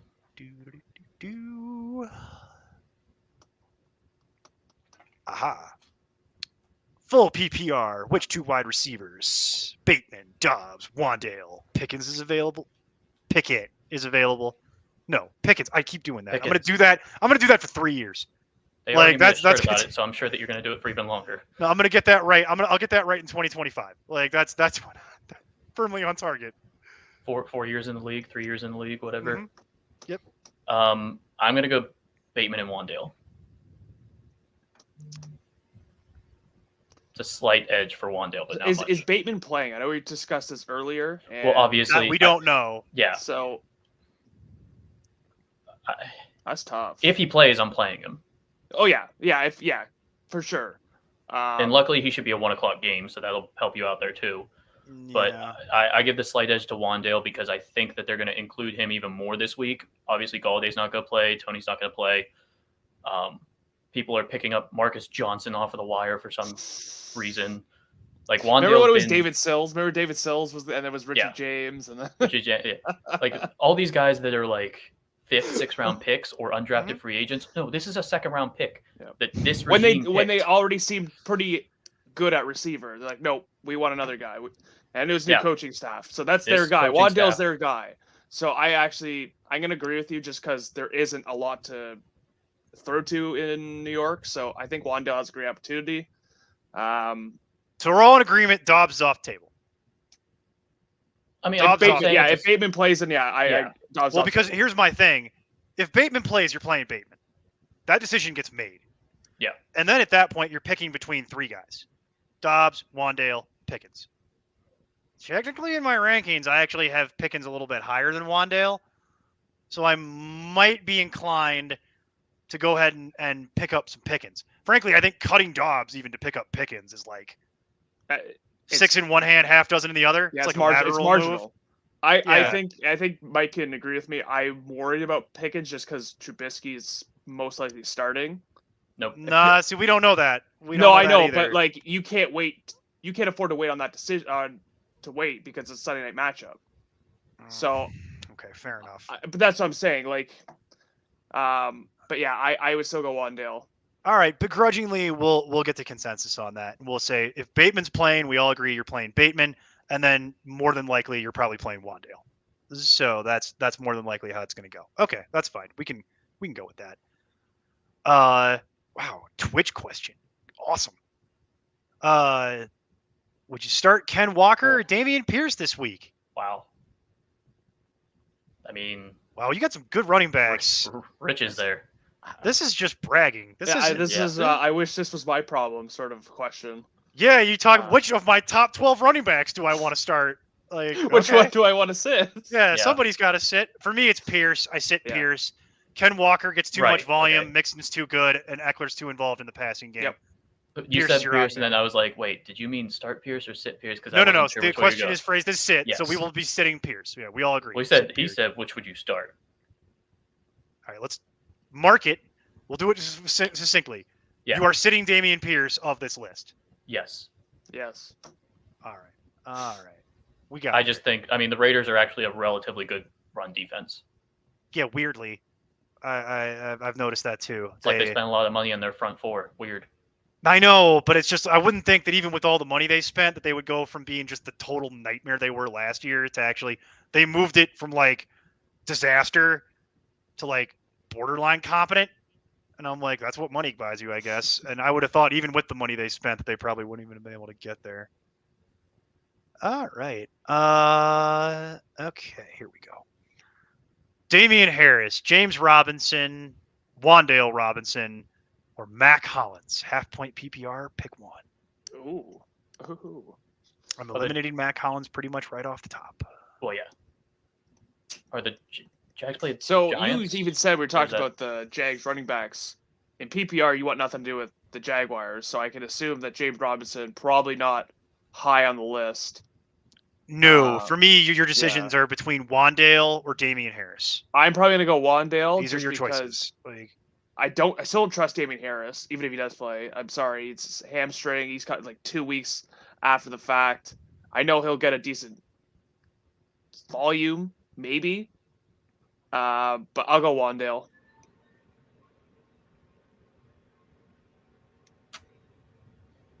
I mean, this is tough because it is tough. With it being half PPR instead of full PPR, it makes. If it was full PPR, I think we would have all agreed on Wan'Dale, and we'd already be moving on. Right. Because you're playing your wide receiver and your flex, it's just the way it's going to work. But because it's half point, it does cloud this up a bit. I don't trust James Robinson right now. I know he had 3 good games to start the season, and bully for him. He's put up 3 duds in a row. He's put up 3 duds in a row, and at this point, he's a touchdown-dependent running back, 3 or 4. 3, really, given the state of running back right now. But it's touchdown-dependent, and he's ceding snaps like crazy to Etienne. He's in the run game; they're still pretty split. But the problem is the minute that the Jacksonville has to go hurry up, Robinson's on the bench, and also Robinson's efficiency after those first 3 games has plummeted. Something's not right. He's getting stuffed at the line. Something changed. I don't know what it is exactly, but Robinson's on the way out. Frankly, if I could trade James Robinson, that's actually what I want to do. That's what I did. Well, there's a reason why Wan'Dale, Jordan Wan'Dale. I think we're gonna go Wan'Dale. The Giants and Jags are playing each other. Yes, they are. And the Giants have Dexter Lawrence up the middle. Like, you're just hoping Robinson breaks one big run. I mean, Kenyon Drake did it last week against them, so it's possible. He did. It is doable. Kenyon Drake does it on the outside. No, it was inside. Really? I thought most of his runs I saw on the replays are sitting there. Well, the one he scored a couple times actually. So it's like... No, it was once. He had 2 30-yard runs. The touchdown was inside. I don't know about the second one, but the first one was inside. Let's not bog down in Kenyon whatever. Drake. It doesn't matter. Yeah. Damian Harris or Wan'Dale, I think, is your choices. And I know, Mike, you're going Wan'Dale. Slight edge to Wan'Dale. Yeah, I just can't. I don't feel comfortable with Harris because he was playing 40% of the snaps before. Now he's coming back from a injury that is susceptible to re-aggravating. And it's not like they have to play him, too. The only thing that you would do, the biggest thing that he has going for him is if they go up big and they just start running out the clock in a 4-minute drill. Mm-hmm. Which, I mean, they're playing the Bears. That could happen. It could, but they might also go to somebody else, like even Ramondre, who's healthier. So, honestly, I'm going Wan'Dale here. I'm just going to live it. I'm just going to live my best life and go with Wan'Dale and hope he gets some work near the red zone. Same individual, man after my own heart, who has so much James Robinson, just like I do. Pick one in full PPR. MVS, James Robinson, Mac Hollins. Well, you did it. You found a scenario where I'm taking James Robinson. Congratulations. So he says James Robinson, and he says Giants. So I'm confused. Is it James Robinson or is it Wan'Dale? Yeah. But then why would it be Jay? But why would he put Giants? Is he saying the opponent? I'm assuming it's because James Robinson is playing against the Giants. Okay. He just wanted to tell us for him only. Okay. I don't know. We'll just assume it's James I can only give you the information as I know. God, MVS burned me last week, so I'm a little biased. MVS burns everybody all the time, baby. Hey, he did well for me when they played the Raiders. He played all right. I'm gonna go James Robinson too. This is like it's ugly and I hate it, but not great. MVS is the play if you wanted to go for. He's the Taysom Hill style, where if you don't expect to even win, but you're gonna throw that like Deshaun Jackson type player. I need a 40. If I hit a 40, I'm in the game. You're either going 25 plus or you're going under 5. Right, but if I need a 10, it's James Robinson because there's every chance he could get a 10 in that game, and that's about as good as it's going to get unless he falls in the end zone. This one's easy. Dobbins, Wilson. Oh wait, Dobbins isn't even going to play. Yeah, Dobbins isn't playing, so that's actually Wilson's a little harder. Wilson's a guarantee. He's by far the best Wilson's one happening. Wilson's happening. It's the other ones that are. I'm going to say Michael Carter. Yeah, I'm gonna go Carter. I'm gonna go Carter too. It's because Boone was like Latavius Murray's already leapfrogged him in the. I don't know. And then Latavius Murray won't play one snap this week, and Kenyon Drake will start. And you can't trust anything that's going on with Denver right now. It's in total free fall. Yeah. It's never a good sign when you're 6 games into the season and they're already talking about legitimately firing their head coach that they just. And who are we kidding? Like, Russell Wilson's not playing this week. I don't know who they're trying to God, get. Who knows? I don't even want to go. Well, So I feel like Sideshow Bob getting hit in the head with the rake, like just like I mean, if you're looking at Dylan, you're gonna have to add something to Dylan. Dylan, Yeah, has too who much of can a I bad get for perception Dylan? right now? You know, I was gonna be a wise you know what and say Darrell Henderson just to annoy you, Jose. That was actually why I put this up there. You can get Darrell Henderson. That's a running joke for those of you who are at home, and we'll move on. But yeah, you're probably gonna have to staple Dylan plus something right now if you want anything good. If you want Dylan by himself, stand by, and I'll get you some kind of comparison. I'll be back in a moment. I mean, like, yeah. So you would sit there and you would obviously, I would assume you would want to do a wide receiver for Dylan, because why would you do a 1-for-1 running back? That's just not making any sense. Mm-hmm. Do that, especially where Dylan's value is right now. You're getting something marginal, and that's it. Yeah. I mean, you could sit there and if Rondale Moore doesn't have a huge game tonight, you have a chance at him. There you go. I'll help you out with some comparables. Alan Lazard would probably be the best case scenario if you're looking at wide receiver. Back-to-back good games, so yeah, that's going to be hard. That's what I'm saying. It's probably your ceiling would be Alan Lazard. You might be able to do that, but it's going to depend on what your opponent's roster looks like. How desperate are they for a running back? Yeah, that's what you got to look for. Yeah, look for somebody who's desperate. Run through your league and just look at each teams. If there's a injury riddled running back room of some sort or something along those lines, and you can take their wide receiver 4 or something like that. That's what you're trying. That's what you got to do. When you got a player like Dylan that's not performing up to expectations, and you're trying to get some trade going, that's the best option you have. Like, we can tell you players all you want, but your best way of doing it is looking through the rosters on your team or in your league. It's opportunity based. Yep. And what I would say is go look for whoever has Terry McLaurin. Ooh, My problems for your problems is that's one you should probably do before that reasonable. Game. And I would do it. I would do that tomorrow. Yes, just because tonight. Heinicke could, and we talked about this. Heinicke could resurrect Scary Terry. I don't agree with that at all. He could. I'm not saying he will. I'm saying he could. I'm saying what's more of an issue is the fact that, very quietly, a ton of the Commanders are getting ruled out already in the background, leaving it to where they're just not going to have as many options as they've had, and I think they're going to have to go to Terry, which should help a little bit. So that's my take on the matter is Jahan Dotson ain't playing that game, people. It ain't happening. No. And neither's Logan Thomas. He's gone. So that's two Dotson's right there. For at least a couple weeks. Yeah, you got 2 right there, right off the top. And then we talked about this in our chat, Mike. Scary Terry has a couple usable games coming up here before the actual fantasy trade deadline. So what you could do is you could try. Well, it's not my favorite idea, but what you could try to do is you could flip Dylan for McLaurin, and then at the deadline, flip McLaurin for something better. You could play that weird. I'm going to start with a paper clip and try to trade my way up to a Camaro, shell game. I've done it myself. It's doable, but it's a lot of work. But I'd say, real talk, that's kind of what you're looking for. Alan Lazard, Brandon Cooks, who hasn't been playing well, Terry McLaurin, who hasn't been playing well, Jerry Jeudy, who hasn't been playing well. If you can get somebody who just does not believe in Jacoby Myers, because those people exist. I don't know why they exist, but they do. Would you do it for DJ Moore? I think that's my absolute floor. I really don't want DJ Moore. Kind of over it. I mean, Moore has to do something at some point, right? Does he? Not really. Whenever yeah, exactly. Room, but it's just so depressing that we've sat there and we've. You gotta hope that he gets traded. You trade for him, and then he gets traded in real life to the Packers or someone. That would be your best case scenario for any of these trades. But I still think that'd be a decent trade. Try to trade him for Chase Claypool, and then Claypool gets traded to the Packers, and then he's like a starting wide receiver for the Packers. That's the kind of nonsense. He immediately becomes number 1 wide receiver on the Packers. Oh, absolutely. Can we talk about the irony of that? I know we will when we get to the game breakdown. We will get there. Because we're still gonna do the game breakdowns. They're just gonna be faster than normal because we don't have the nerds sits of the week. Yeah. So I'm taking my sweet time with the questions, and we're gonna do the game by game whip around quicker than normal.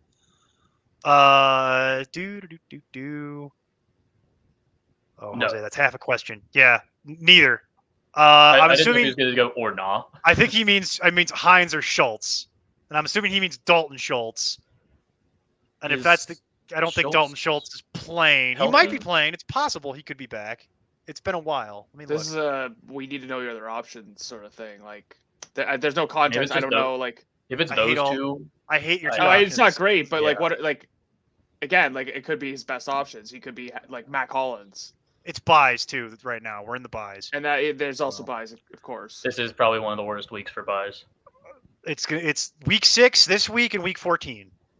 Week 14 is gonna be hell. Week especially 14 is 'cause going to be funny. that's It's gonna gonna be, be week 14 is terrible. going to be hilarious. Like right before the playoffs, this Oh. chat's going to be packed. It's going to be insane. Yeah. So crunch. I'm going to go ahead and say this. If Schultz is actually playing, and you'll know because they're in the early window, I'll just play Schultz with Dak coming back as much as I don't feel good about any of this. Mostly because I don't know what to make of Nyheim Hines right now. And I don't know what he'll do in that game. And he's still coming off the concussion. Mm-hmm. I just don't trust it. So if you're looking at the backfield, Jonathan Taylor's obviously looking like he's going to return this week.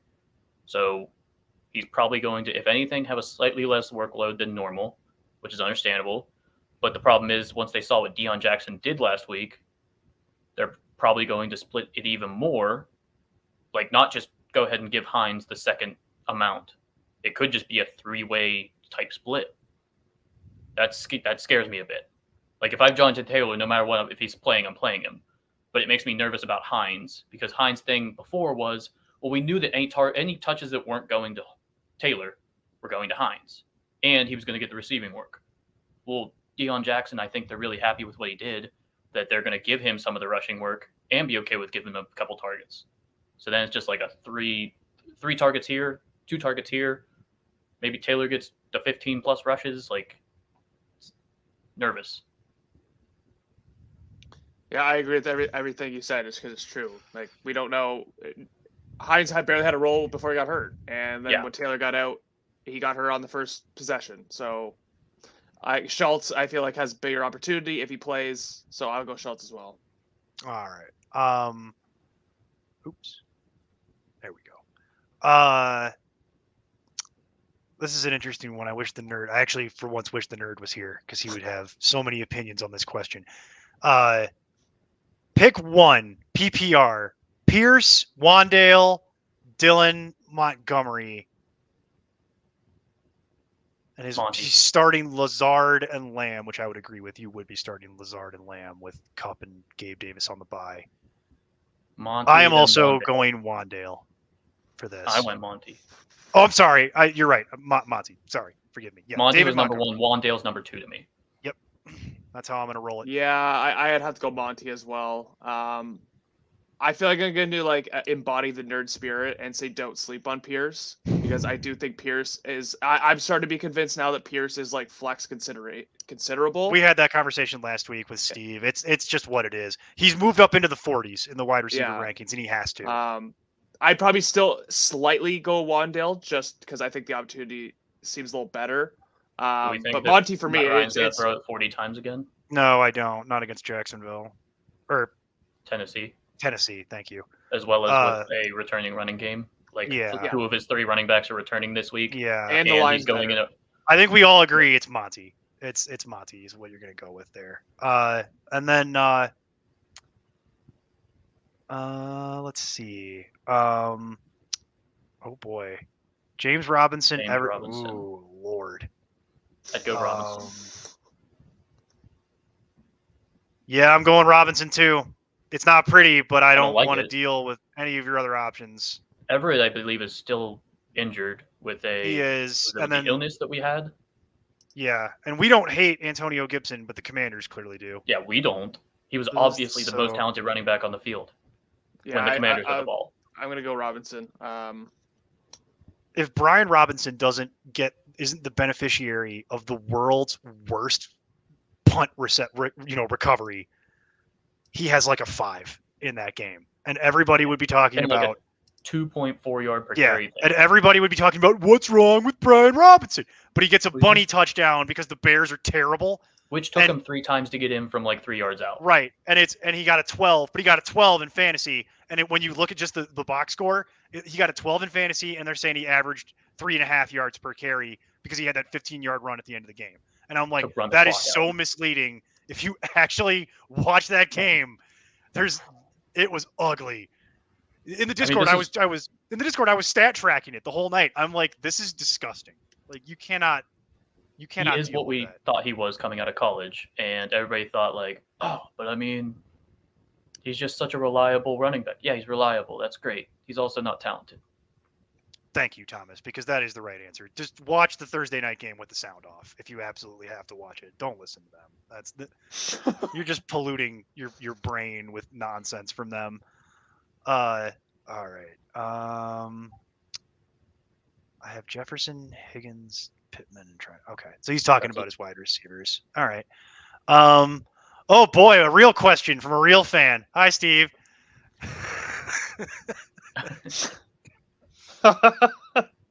Thank you. That's fantastic. Oh, I see. You can only roster 4 running backs and 4 wide receivers. I see your dilemma that you're dealing with. It's one of those leagues where you can only have 4 and 4. I honestly have never been a part of one of those and didn't know those actually existed. Yeah, I've done that before. It's in order. It's supposed to create parity, and what I find is that it doesn't actually do that.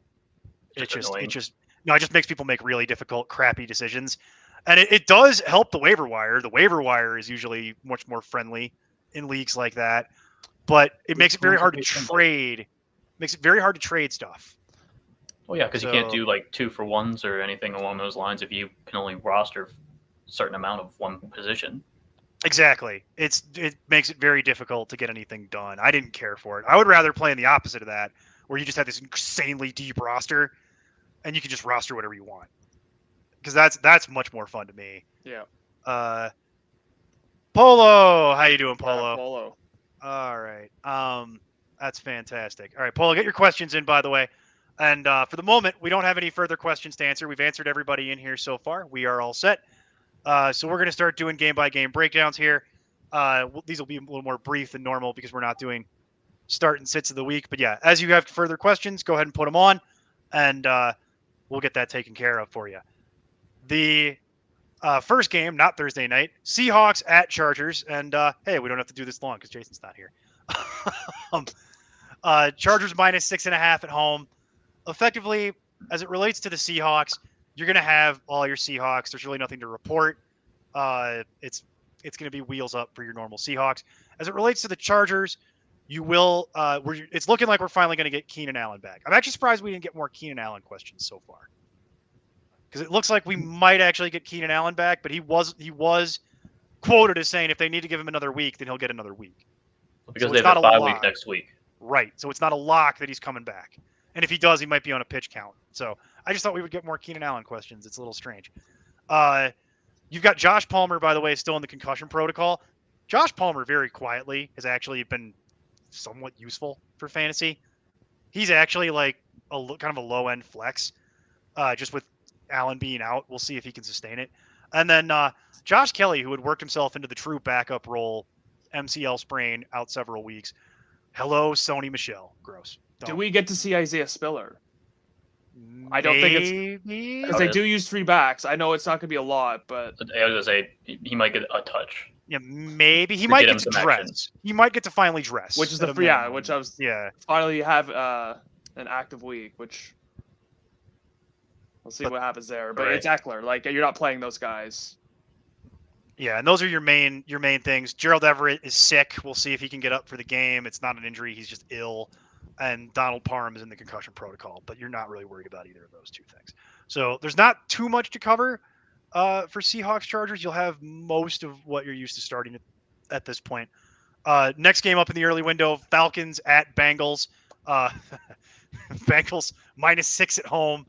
And there's really not anything to discuss here either, so it's a very quick one. The only note here is that T. Higgins is actually practicing. So after taking the 0, came back, played most of his normal workload ish, but he at least got you something productive. He got you into double digits, but now he's actually practicing. So it appears like he's turning the corner from the ankle injury. So that's good news. Even And, last week, he played over 80% of the snaps. Right, exactly. And he was clearly gimpy, but he's turning the corner. All right, Mike. All right, flex PPR. Dobbins in there now. Drake, Keenan, or Julio? I'm guessing that means Keenan Allen. Yes, that's what I'm going with. I believe that's that it. is tough. I mean, I feel like you Drake replacing Dobbins isn't ideal, but it helps. I doubt there's a waiver wire that's going to be more ideal than. Yeah. I don't think you need to check the waiver wire. And you can't really afford to wait on Keenan Allen because he plays in the afternoon. And I think this Baltimore-Cleveland game is at 1. So you have to make up your mind by that time. Yeah. If Keenan Allen has had a go-ahead by the 1:00 games, I'll throw Keenan Allen in, and if anything, some late game time warm up, and he pulls up gimpy again, with Josh Palmer also out, I would just look on the waiver wire for DeAndre Carter. Yeah, I would be happy with that. But if in the beginning it's seeming like Keenan Allen isn't going to play, I would be fine with throwing Drake in there. Yeah. Julio's not. No, you're not. I'm playing Julio. Julio's going to have to prove it at a certain point. He's had one good game where he managed to get hurt, and then he hasn't 33-year-old wide receiver that has injury problems. Yeah, pretty much. Yeah, it's like we saw that coming or anything. Right, exactly. It's not, he's the 4th wide receiver on that team anyway, even if he was fully healthy, so it doesn't super matter. So Julio, frankly, I've been telling people Julio is pretty much droppable, and has been for a little while. It depends what your league is like. If you play in a really deep league, Julio might be rostered still, but yeah, no 16-teamers. Yeah, 14, things like that. Or if you play in a 12-team league like I do, where it's just really deep benches, so it functions like a 16-team league. But he's clinging on by his fingernails to relevance. Honestly, I think that's the way to approach it, Mike. If I got some sort of bolt in the morning that, you see what I'm doing there, that Keenan Allen's not going to play, then I'll just put Drake in there and deal with it, because I really don't think Dobbins is going to play. That's the one thing. Whatever's in there right now, it ain't Dobbins. Dobbins ain't playing that game. Yeah, he's got another knee problem. They're not going to let him go back out there. And then I like if you want to wait and DeAndre Carter's available on the waiver wire. Yeah, which he very much should be. Probably should be, because it does. Yeah. I mean, it's very unlikely that Josh Palmer with a concussion plays this week. Right. So if it's going to be Mike Williams, and then we've seen DeAndre Carter have big games this year already. He did go to the waiver wire, by the way. Any of that float your boat? I mean, Mooney, I would be perfectly fine with dropping Julio for Garrett Wilson or Mooney, I guess. I know how much you love Garrett Wilson. Wilson worries me this week, though. I don't know if I wouldn't want to play him this week, but I just mean I would rather have Garrett Wilson on my roster than Julio. Oh no, I agree. I do agree with that. So would I, but I don't know if I'd play them. No, I wouldn't play, because I mean, they're going up against Denver, and we just saw what Denver did to the Chargers, where they just suffocated basically every wide receiver. It's the only working part of Denver is their defense and their secondary, specifically within that. It's the only thing that works. And Garrett Wilson's been bad anyway, and it's not Garrett Wilson's fault. I've watched all these games.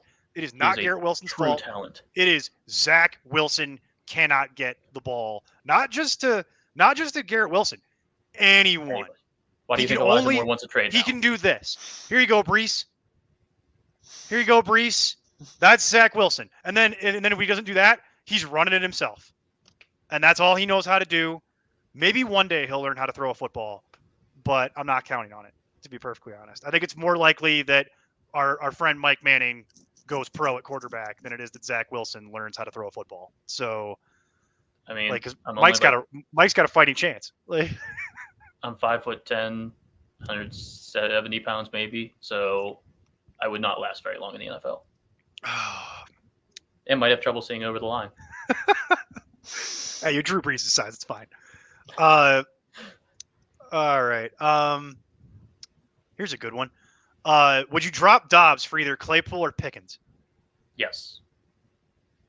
Yeah, either.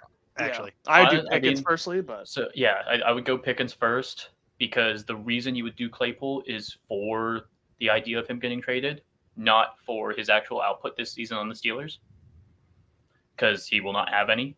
Generally, he will have the occasional game like last week, and it's mostly because apparently Mitch Trubisky likes him. Just Yeah. because Trubisky got in a fight with Deontay, so whatever. I can't believe that's a real. It's like he hates his actually talented. That's a real news story, and I can't believe it's a real news story. is that like sorry? Please elaborate on this because I actually don't. Go ahead, Mike. Do it. You know what? You did it very well. So the game against the Jets where Trubisky was benched, reportedly in the halftime locker room, Trubisky and Deontay got into an argument, and they got into a just yelling fight type thing. And some people said, "Oh, this is probably the reason that he benched Trubisky." And Mike Tom was like, "No, I knew going into halftime I was taking Trubisky out." So they made a thing of it, and then even Deontay had to answer a bunch of questions. It was just dumb. Okay. But either way, he does seem to favor Claypool because of the YOLO ball compared to Deontay and Pickens. Again, YOLO ball with Pickens as well. Like all those guys are just throw me an inaccurate ball and I'll make something out of it.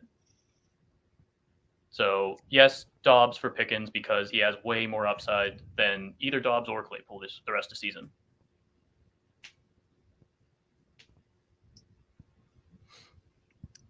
All right. And then Polo, I actually had to look this up because you threw me such a curveball here. I had to literally type this in to figure out. Yes, it is too early to join the Kyren Williams sweepstakes, considering Kyren Williams is not actually on an NFL roster right now. On the Rams, but according to what I'm reading, he was on the Titans and he was let go. So unless something happened literally this morning or something that I'm not seeing where he's actually on.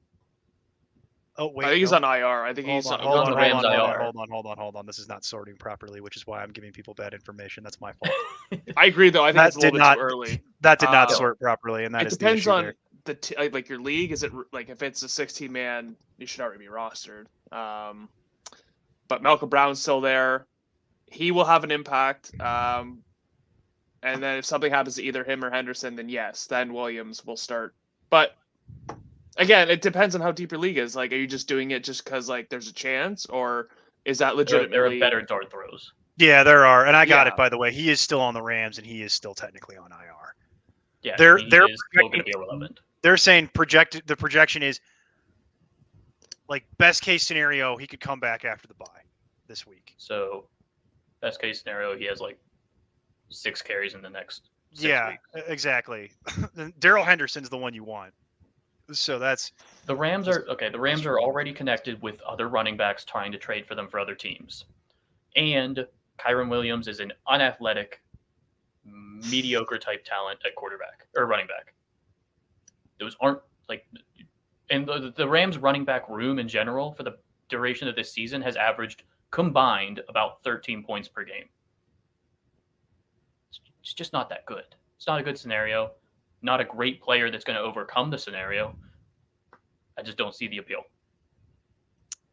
Yeah, I'm with you on that. It's a little too early. We'll see if something changes, but for right now. All right, keep the questions coming in, folks, because we've got a little bit of a lull here in the questions. So we'll keep breaking down the games here as we roll this forward. We were actually getting to Lions at Cowboys. Cowboys -7. Can't say I blame the odds makers for that one. Good news for the Lions, though.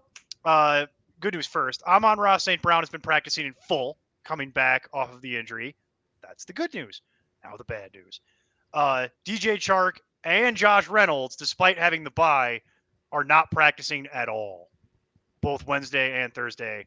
That is not great, especially considering, believe it or not, Josh Reynolds has been a wide receiver 2 to this point in the season. They actually kind of need Josh Reynolds. DJ Chark is what it is.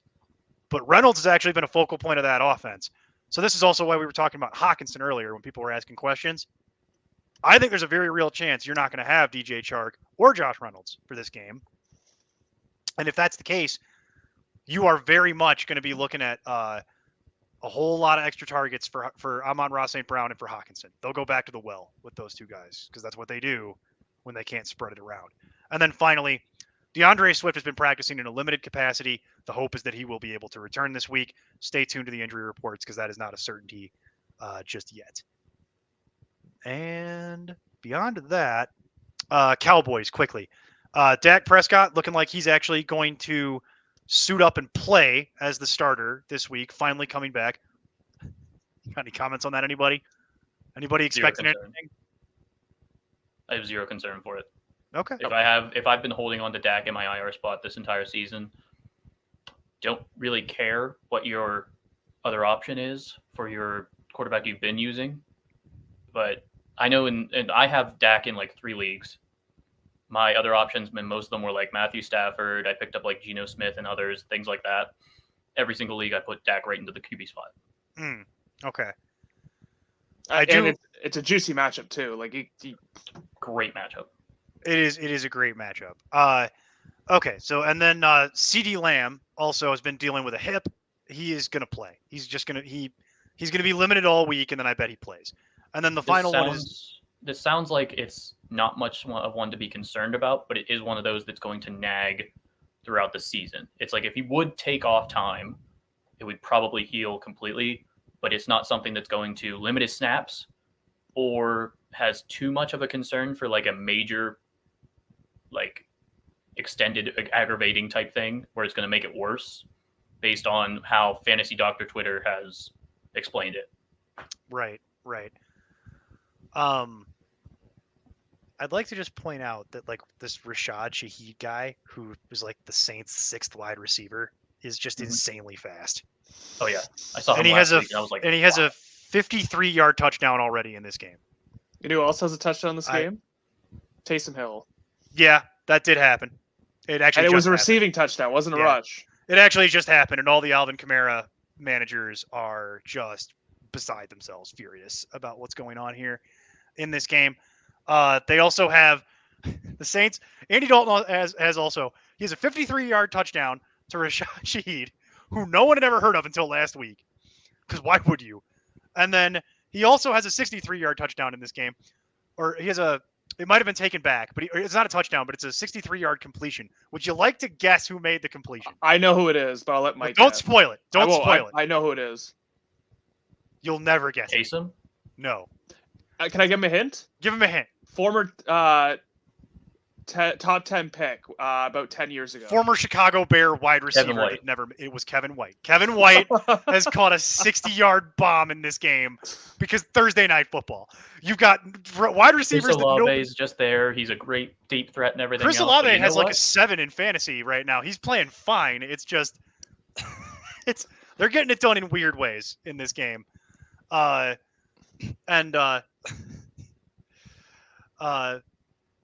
Yeah, I see it going on like right underneath my laptop, and I'm just like catching glimpses and stuff. It's nuts. I'm just getting little alerts as they pop up, and some of these are just completely insane. Hey, we actually just answered this question for Mike. Trust Dak first game back or roll with Geno? Dak. Trust Dak. We're going to put Dak back in. Jameson Williams coming back soon. Define soon. Hopefully. Coming back. I don't know about soon. I'd expect. I don't even. Yeah, we'll see. It's definitely after. I'd guarantee after week 10. Probably. At I best would probably case. think more towards like 12, 13-ish. And then what's their incentive to really get him in other than reps? If he gets in and they starts to struggle, they might just pull the plug on him. I was going to say, in terms of that, if you are comfortable with how he is, I would like to see how he plays if I'm the Lions. Like, you traded up for this guy as well. So every rep is valuable. 5-6 weeks left. Fantasy doesn't. But the team has like 5 or 6 weeks left. That's a reasonable thing to do. That's like throwing your quarterback in the last week 17 or something, just to see what he plays like. Yeah, right. Or last 3 weeks, whatever. Steve with the real updates. It was a 10-yard pass and White. This all sounds right. Oh my God! So it wasn't actually a good play. It was just the Cardinals can't defense. tackle. Yeah, the Cardinals can't tackle. Recurring problem for the Cardinals, can't tackle. We just have Steve do the play-by-play while we're on here. Then I mean, I put him in a little box down here. We could do that. And then the final thing on that Cowboys game, just to wrap it up, Dalton Schultz has been practicing. He's missed the last several games, but he did have a full practice Wednesday and a full practice Thursday, so he looks like he's coming back. And then We'll very quickly move to Colts at Titans, Jordan's favorite game. Very little to report here other than Titans at home, so they're giving them -3. It's a division game, and frankly, these two teams are borderline the Spider-Man meme at this point. It's like it's literally the same thing. Yeah, it is. The only difference is the quarterback is mobile on one side and not on the other. Right, exactly. Yeah, one is significantly older too. But yeah, you have Jonathan Taylor coming back, Naheem Hines looking like he's going to come back, and Deion Jackson also practicing. So they're going to have all their weapons, all the weapons that you could ever want are going to be back. Oh boy. And then exactly. And then for the Titans, there's really no news to report. You will have all of your Titans such as that they matter, meaning that you will have Derrick Henry and whatever else, maybe Robert Woods if you were desperate because of buys. They'll be out there for you if you want them. So, Packers at Commanders. Do not watch this game. That's my advice. Do something else. If you want to put the players in, just put it in and just put it away. Talk to your family. And I never advocate for that. Neither does Aaron Rodgers. Right. Yeah. If I had Aaron Rodgers' family, I would also not talk to them based on my knowledge. Take some of that ayahuasca situation. and go on a trip. Yeah, that sounds like more fun. Let's do that. Talk to a coyote or something. I don't know. You got Green Bay gets -5.5 on the road, despite the fact that Green Bay is not a good football team right now. Well documented. Randall Cobb is going to miss something about Washington. Right. It really is saying something about Washington. Randall Cobb is going to miss multiple weeks, but he's going to avoid surgery. Hooray. Sammy Watkins has been designated to return. He's going to log a limited practice. Whoopee.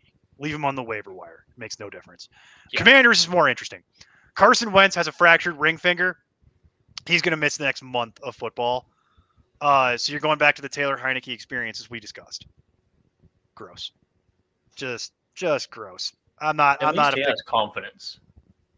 Wentz is scared back there. Like, he hasn't thrown any deep balls. Even the slants he does, if he misses low.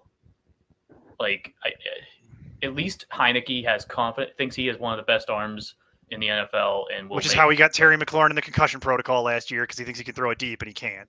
Okay, well, he's still going to at least throw it. And you know that McLaurin, if that's your argument, then I guess I can't really refute that. Like, I have higher hopes for the ceiling of McLaurin with Heineke under center than I do Wentz. Okay, I'll give you that right now, mostly because I think Carson Wentz is also still dealing with his broken foot that he's had for the last 6 years that he refuses to have surgery on. But okay. Hey, DeAndre Hopkins, 23-yard reception. Look at that. I started him over a quarterback in a Superflex league. Well, it might be all right, depending on who you started him over. But the Davis Mills and Taylor Heineke. Yeah, as it relates to this game, that's what you're going to deal with. You got Carson Wentz with the ring finger. That's great. You're going to have the Heineke, whatever anybody's individual feelings are on that. It's something. And then the final couple notes are, we already kind of touched on it. You're not going to have Logan Thomas, and you're not going to have Jahan Dotson. If you've been rolling with either of them, find another plan, because that's not going to happen. You're not, and Mike, you nailed it. You're not going to have Jahan Dotson for a little while. Nope. Yeah. So we talked about the Packers briefly. The Packers, in addition to just being bad right now, everybody's locked in on A.J. Dillon just being a dud right now for them. Go look at Aaron Jones' numbers. He has not had a productive Lazard week. Has been a dud. Yeah, anyone but Lazard. Exactly. That's the weird thing. Anybody not named Allen Lazard has been terrible. But Aaron Jones is the one that I think is the most damning. You have to find a way to get Aaron Jones involved. Whether it's his catching efficiency numbers are good. Yeah, but they're not going to him. They're not even establishing the run. They're not even trying. They're just lining up, getting pantsed, and then automatically it's 2nd and 12. And it's like, I don't understand the play calling. I don't understand what they're doing. So I think you would be well within your rights to be nervous about Aaron Jones. The question is, what do you do with that information? I mean, that depends on your roster. Like, yeah, if you are in a good spot and you have like solid depth at the running back position, I believe Aaron Jones is a buy. Yeah, so do I, actually. So we're in alignment there. Because I think that if you have the safetiness at running back and a solid record, I believe that Aaron Jones could be an asset through the second half of the season just because he has to be, or else this roster is getting gutted next year. Yeah. Like the entire Green Bay Packers roster is just getting gutted. Yeah, and Aaron Rodgers retires, rides off into the sunset to go hang out with the Dalai Lama, and then they just gut the rest of it. Okay. So I think that Aaron Jones, like I said, his efficiency is good. A.J. Dillon's efficiency isn't even good. Right. That is the difference. He's plodding forward and just still not looking that great. Aaron Jones, once he gets the ball, he actually makes big plays. I mean, at some point you have to figure that they got to start targeting him. I'm thinking that eventually he's going to start proving his worth. So if you can find, if the Aaron Jones manager is panicking in your league, I would try and take advantage of it. Yeah. Okay. I'm with you there. He's always been boom or bust. So you kind of got to know what you're dealing with that. And I feel like we're going to get to a point where one of two things is going to happen. They're either going to figure this out down the back half, which is what the Packers have done historically, or this is finally the end of it and it's the kiss of death. And then, you can try and sell them at the deadline by that point, if that's what you want to do. Because his value won't change that much more. Exactly. It's not going to be plus or minus too much. Yeah, his value's not going down much more than this. Yeah, so I don't want to sell low. Jordan, you had a topic you wanted to cover as we were doing the game breakdowns. Remind me of what it was. It was the Claypool to the Packers rumors. Let's do it here since we're on the Packers. Yeah. Because I knew it was popping into my head for some reason. So, Mike explained it. The conversation around Deontay, right? Very, very well laid out. It's borderline not a news story. The other news story, as it relates to the Steelers, is this morning the Green Bay Packers. It was reported on Twitter by reputable people, not this Odell Beckham to the Vikings that's only being reported by bots. That's bots, people. It's Twitter. It's bots. It's not real. What's real was the beat reporters for the Packers coming out and saying that internally the Packers are all in on acquiring Chase Claypool, and they intend to do so before the deadline. What does that do for any of you? What does it do? What would you do with that information? Claypool immediately becomes the wide receiver 1 in Green Bay because his skill set, speed to do the deep threat, great boundary player, and has been used already throughout the season as the gadget type player that they've been trying to use for Watson. So none of the Green Bay wide receivers are good on the boundary right now. That's why most of Aaron Rodgers' passes have been down the middle of the field and not been as much big plays.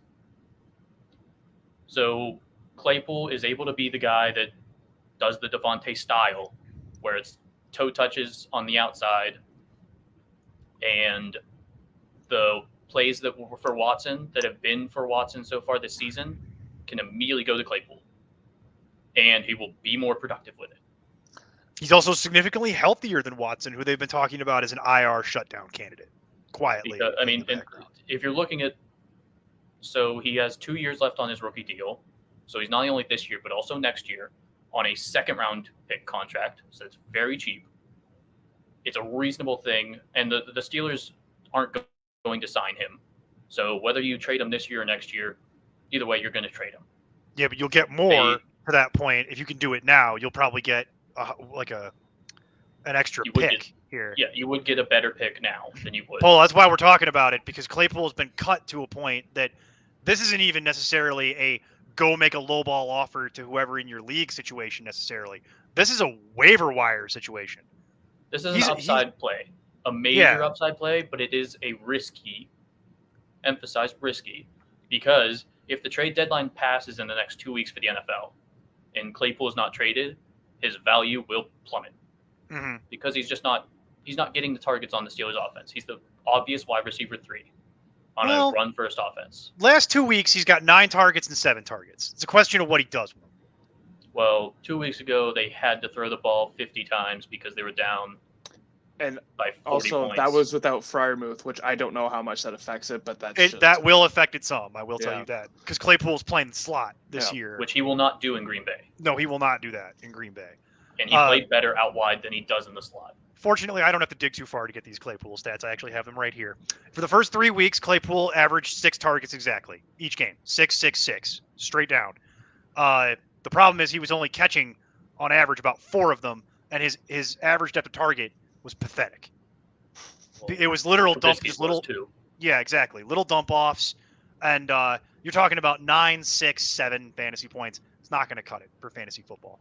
Then the disaster happens against the Jets. That whole game got away from them. So I don't really want to overreact to one game. You know what I mean? Like, it was a bad look. It didn't go well.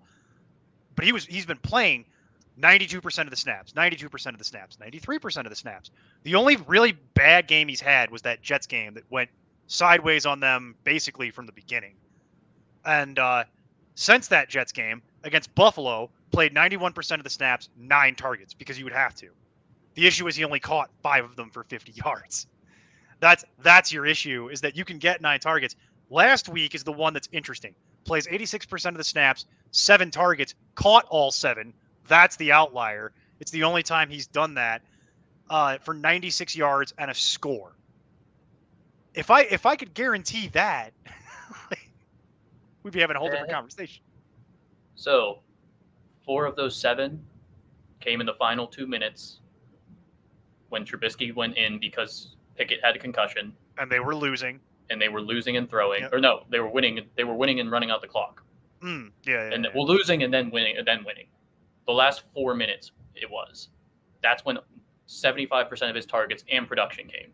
Was with Trubisky at quarterback, and just in that final bit of time. Also in a game with no Freiermuth. To Jordan's point, they did not have. Freiermuth was not there. Yeah. So Claypool is better with Trubisky than he is with Pickett. I think because in the beginning, Pickett saw him not even try and get that one jump ball against the Jets and go for a pick, and he just was like, this guy sucks. But that's neither here nor there. If Claypool is kept on the Steelers, I just don't have high hopes for much of a ceiling. He's going to have these games. The Steelers play a lot of 3 wide receiver sets because of the talent they have in wide receiver.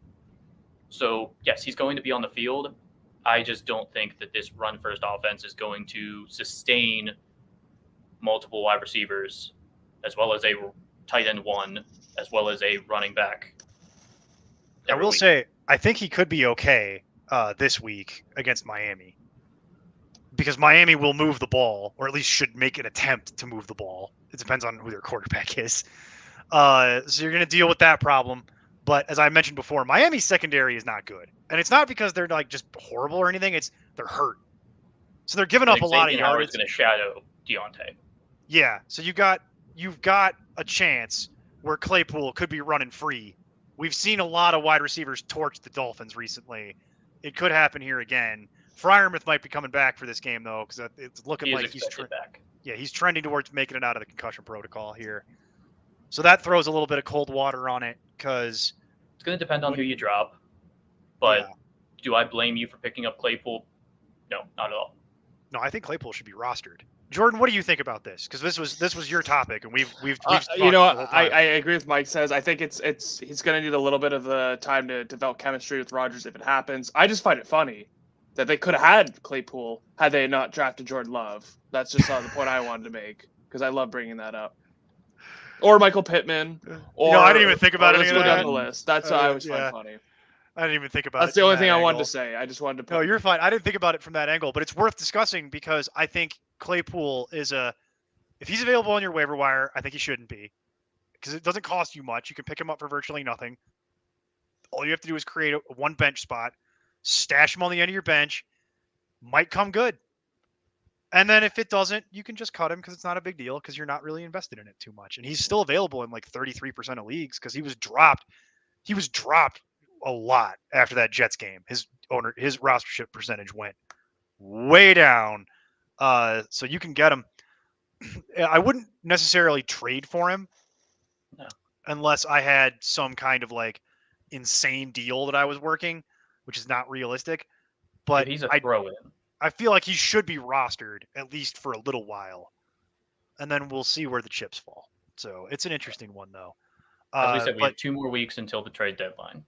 Right. 2 more games worth of before the trade deadline. Yeah, and then right behind that, you have 2 weeks until the fantasy trade deadline in most leagues, and so at that point, you'll have a pretty good idea of who's who and what's doing what.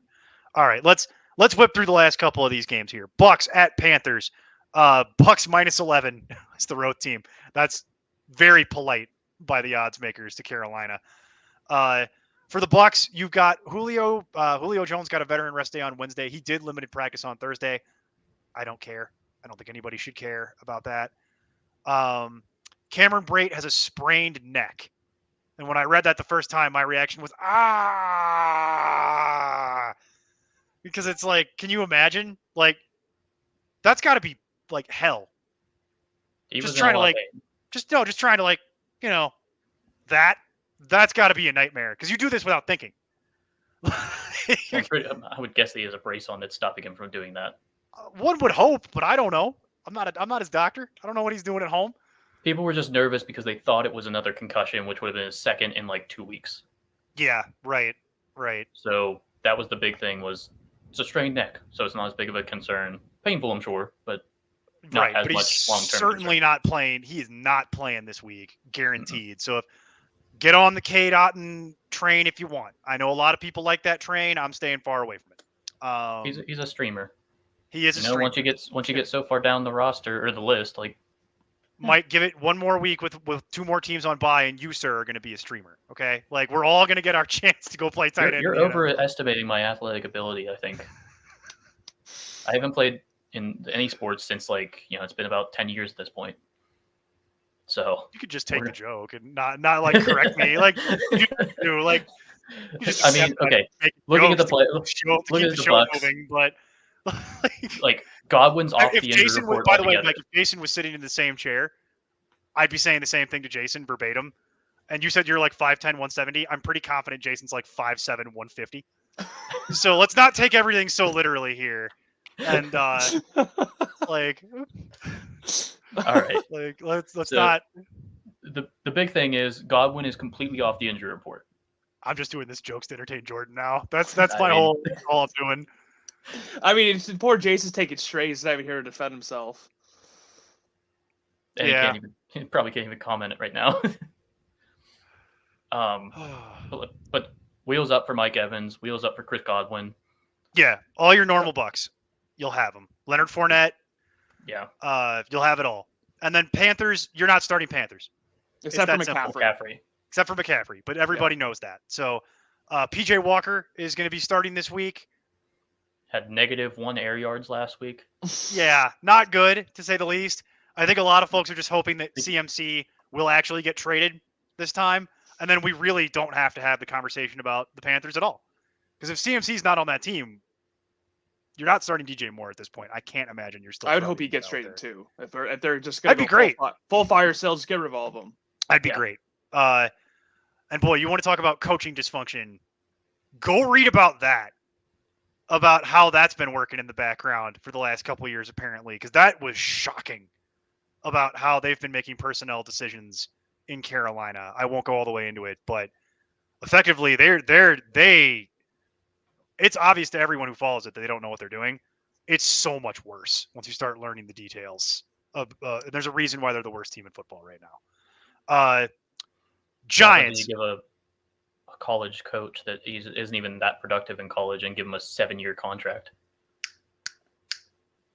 It's like Cliff Kingsbury. It is like, thank you. I knew somebody would do it. Somebody had to do it. Night. Oh my God. Okay. Giants at Jags. Jags -3 at home. This, against all odds, might be like the game of the week. It's crazy, but here we are. For the Giants, you are not going to have Kenny Golladay, and you are almost certainly not going to have Kadarius Toney. Shocking, I know. Folks who actually have been watching the Giants will have noticed that Saquon Barkley has been nursing his left shoulder. And at one point, he actually came out of the game last week dragging his left shoulder like he had a stinger. He couldn't straighten it. Apparently, it's not a big deal. He 2 plays later was back in the game, seemed fine. They were giving him goal line carries. So I think he just has that problem now, and they're going to manage it, and it is what it is. So don't worry about it if you're rostering Saquon. We're not worrying about it. They don't seem to be worrying about it. And then as far as the Jags go, it's looking like you are going to have Marvin Jones. Marvin Jones actually is kind of a low-end flex at this point. It's not consistent, but he has, in given game script, he has proven useful. And the other reason I say that is because it's looking like Jamal Agnew is not going to play this game. And Jamal Agnew is kind of the same thing. He's like the other side of that coin. When he's available, he has some games where he does really well. He has that game where he scored twice, and then he just disappears. And that's kind of been the issue with the Jags wide receiver core in general. So does anybody have any enthusiasm for any of that stuff, or is that just flexes? Yeah, that's basically what it is. I mean, I'm hoping ETN's improvements continue. Hoping for a big game or return to big prominence for Christian Kirk. But I'm not too excited about any other Jags other than those two. Right. And yeah. And the Giants. Lawrence is a streamer, maybe, if you were really, really, really desperate, like something like that. I mean, they held down Lamar Jackson pretty well. I know. Defense is playing phenomenal. I have no confidence in it. Like I'd look elsewhere. Plus I'd almost rather play Daniel Jones. I would rather play Daniel Jones. Yeah, the other side of that game, just play Daniel Jones. As long as Saquon's healthy, Daniel Jones is like somewhat competent as long as Saquon's out there.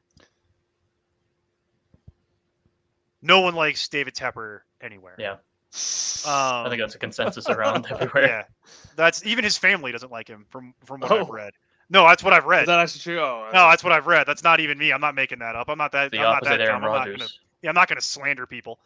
But I've read that where it's like he's the kind of guy who has he used to have a set of brass balls on his desk, and he used to like show them off to people. That's David Tepper. Okay. Likeable individual. Browns at Ravens.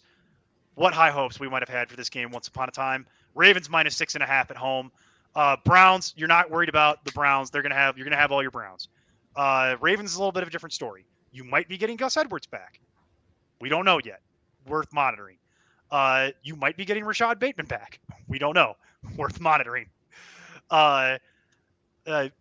Andrews. Yeah, you're likely gonna be without Mark Andrews, but we don't know yet. There's still a chance he could suit up. We don't know anything. Devin Duvernay was given a rest day on Wednesday, but apparently he's also nursing some injuries. We don't know. And then J.K. Dobbins is the one thing that I actually do feel pretty confident about. He sustained another knee injury last week, which is why he had the workload that he had. I see no chance where J.K. Dobbins is playing this game. So you'll need to find a Dobbins replacement. But for the rest of it, you're just in wait and see mode and see where the reports come back. So that's really all you can do. Either of Bateman or Andrews, if they play, I'm putting them immediately in my lineup and perfectly fine with it. I agree with you. If Andrews misses, Likely is a stud. Oh, Isaiah Likely is a stud? Yeah. Yes, Isaiah Likely is an immediate top-tier streamer. They love Isaiah Likely. They love Isaiah Likely, and the more I see him, the more I kind of get why. He plays when Andrews is healthy. Yeah, I know. He's the number 3 target, even when Isaiah Likely could be somebody real someday soonish. As early as like next year, or if Andrews goes down, right away. So it's something like that. But we have to move on from that game. So Jets, Broncos, don't watch this game. Just go do something else. Read a book, go wash your car, take up knitting. Anything will be better than this. But they're against all odds, against all logic and reason. Denver -3 at home. Okay. Like, I don't know why, but okay. And I don't know how, because you've got Wilson getting an MRI on his hamstring, which could be serious. He's already dealing with the arm and shoulder and elbow troubles that he's dealing with. And I didn't realize having a sprained PCL made you go blind. That's a new one. That's a new one for me. I never seen that. So you got to be preparing for the Brett Rippon experience, which I've seen that experience. It's not one I care to see again. And then you've also got the just total dysfunction that is happening across the entire offense. They're saying Melvin Gordon's going to start. He's out of the doghouse. I trust nothing any of these folks say. The only thing, as far as I'm concerned, that you'd actually start and actually have any kind of hope in would be Cortland Sutton. And even that has question marks now. It's all bad. It's all bad. And tune into my Discord. Join our Discord if you want to hear my full unedited rant about the Denver Broncos, because it's like 10 minutes long and we don't have time for it. Other side of the ball, Elijah Moore requested a trade today after seeing 0 targets against the Packers in a game they won. That's going well. Zach Wilson has cratered out that passing offense in such an unbelievable way that I don't think we knew it would be bad. I don't think anybody thought it would be this bad. It's really bad. If we look at the season, the 34-year-old Joe Flacco or 35-year-old Joe Flacco was handling and sustaining multiple Jets wide receivers each week, and as well as the running backs. And Breece Hall. Yeah, as well as the running backs. So you would have Garrett Wilson as well as either Corey Davis or Elijah Moore at some point. But it was always Garrett Wilson because he's a stud. I mean, that's just really sad. So now Zach Wilson enters and just like a vacuum sucks up all of the passing game ability of the offense. All the passing chance that you had, any targets that were like sustainable in any way or good, gone. Just because pretty boy MILF Hunter just... Okay, I'm cutting it there because it's a PG-13 show, and we have to move on because the gambling guys are coming in. So we're gonna whip through this real quick. Texans at Raiders, and I agree with you. It's so sad, Mike. It is the saddest thing. Poor Garrett Wilson. He's the one I feel bad for because he's talented and he's young, and he shouldn't have Elijah Moore, but still. Garrett Wilson's more talented. Like it's sad. It's just sad, and it's like the only one you can trust is Breece Hall. It's the only one I want. Yep. So just real quick, final quick hitters. Texans at Raiders. All your Texans will play to the extent that you care. The Raiders, it was announced that Devontae Adams is going to play until legal action is taken and he's like formally charged with something. Standard NFL stuff. Darren Waller is not playing in this game. Find another option. We've covered it like 50 times. Last couple games. Chiefs at Niners. You're going to have all your Niners. You're going to have all your Chiefs. So nothing really. Start it as normal as you would. And then here you go, Mike. Steelers at Dolphins. I know your favorite game, the Sunday night football game. This should just be the show. Miami -7 at home. As far as the Dolphins go, I mean, you got Skylar Thompson, the third string quarterback, who's day-to-day with a thumb. Tua is preparing like he's going to start. So we don't know. And if Tua starts, great. And then you've got Jalen Waddle, who's saying he's trending towards playing. So that's all great. And then as far as the Steelers goes, it's looking like Kenny Pickett's going to get cleared from the concussion protocol, but we don't know. So Mitchell Trubisky is also getting reps, and they're preparing like he might have to start. We will not know the answer to this until the end of the week. It's just what it is. And then Pat Freiermuth has been a full participant coming back from the concussion. And for the love of God, please stop concussing Pat Freiermuth. He's too young to have that many concussions. I legitimately am worried about his brains. He's like in his early 20s. You can't have that many head injuries. And then the Monday Night Football game is a game that no one should watch, and everybody should either work late or go out to dinner, take your wife on a date, do what you got to do. Bears at Patriots, -7.5 Pats, and that's generous. You'll have all your Bears. But you might also, for the Patriots, the only note, you might actually have Mac Jones back. The Bailey Zappi experience appears to be at an end. And also, what appears to be at an end, Andy Dalton's professional football career. Yeah. Because we have been talking, Andy Dalton is going full bad Andy. He has regressed yet again from the red rifle to the beige water pistol that we all know that he is. And boy, oh boy, get Jameis back in there. At the half. I don't mean like next week. Yeah. I mean at the half. I mean at halftime. Yeah. Please go Dennis get Allen's reason for starting Andy Dalton was to avoid turnovers and everything. Oh, that went well. Throwing 2 pick sixes. As someone who has watched Andy Dalton play for his entire career for the Bears, Bengals, and whatever other spot starts he's had along the way, it's Andy Dalton. He looks competent to a point, and then the whole sandcastle gets hit by the wave, and everything just gets taken out to sea, and that's how it works. And last question on the way out the door. Soaring Eagle sneaks one in. Better for Dynasty, Lamar or Mahomes? The real I'm going splitter Mahomes. here. I'll go Mahomes because Lamar, we don't even know if he'll be with the Ravens next year. I think he will, but I just think that he career length. I am also going Mahomes for that reason. Lamar is great. He's electric. But I think He's older and he's about the same age. They're about the same age, but he takes more hits and he's more physical and he runs more. And as we know from years of experience, the pocket passers age, the running guys don't. And with that, ladies and gentlemen, I hope you have thoroughly enjoyed Roster the People Week 7. Jason will be back with us next week to answer all your nonsense. And yes, join us on Discord, patreon.com/important nonsense. We can take your questions anytime at that point for $1 a month. Mike, really appreciate you coming on with us, buddy. Thank you, sir. It's always a pleasure to have you. And let's go around the horn here, and then we'll get out of here. Mike, where can the people find you? You can find me on Important Nonsense. Tomorrow there will be the wide receiver cornerback matchup article coming out to help you find players to target that are wide receiver 3 flex style. Guys that you're just really at the end of your lineups for. Otherwise, I will be on that Discord answering plenty and all questions that pop up. Jordan, real quick, where can the people find you? You find me on Twitter as always at Donald McJordan. You know the drill. Exactly. You can find us all here. You can also find me on Twitter at nonsense_Neil. But if you want to talk to me faster, Discord. I'm on there every day with Mike answering questions, talking to people, answering their trade questions. And with that, good luck in Week 7, everybody. Keep up the nonsense and have a week.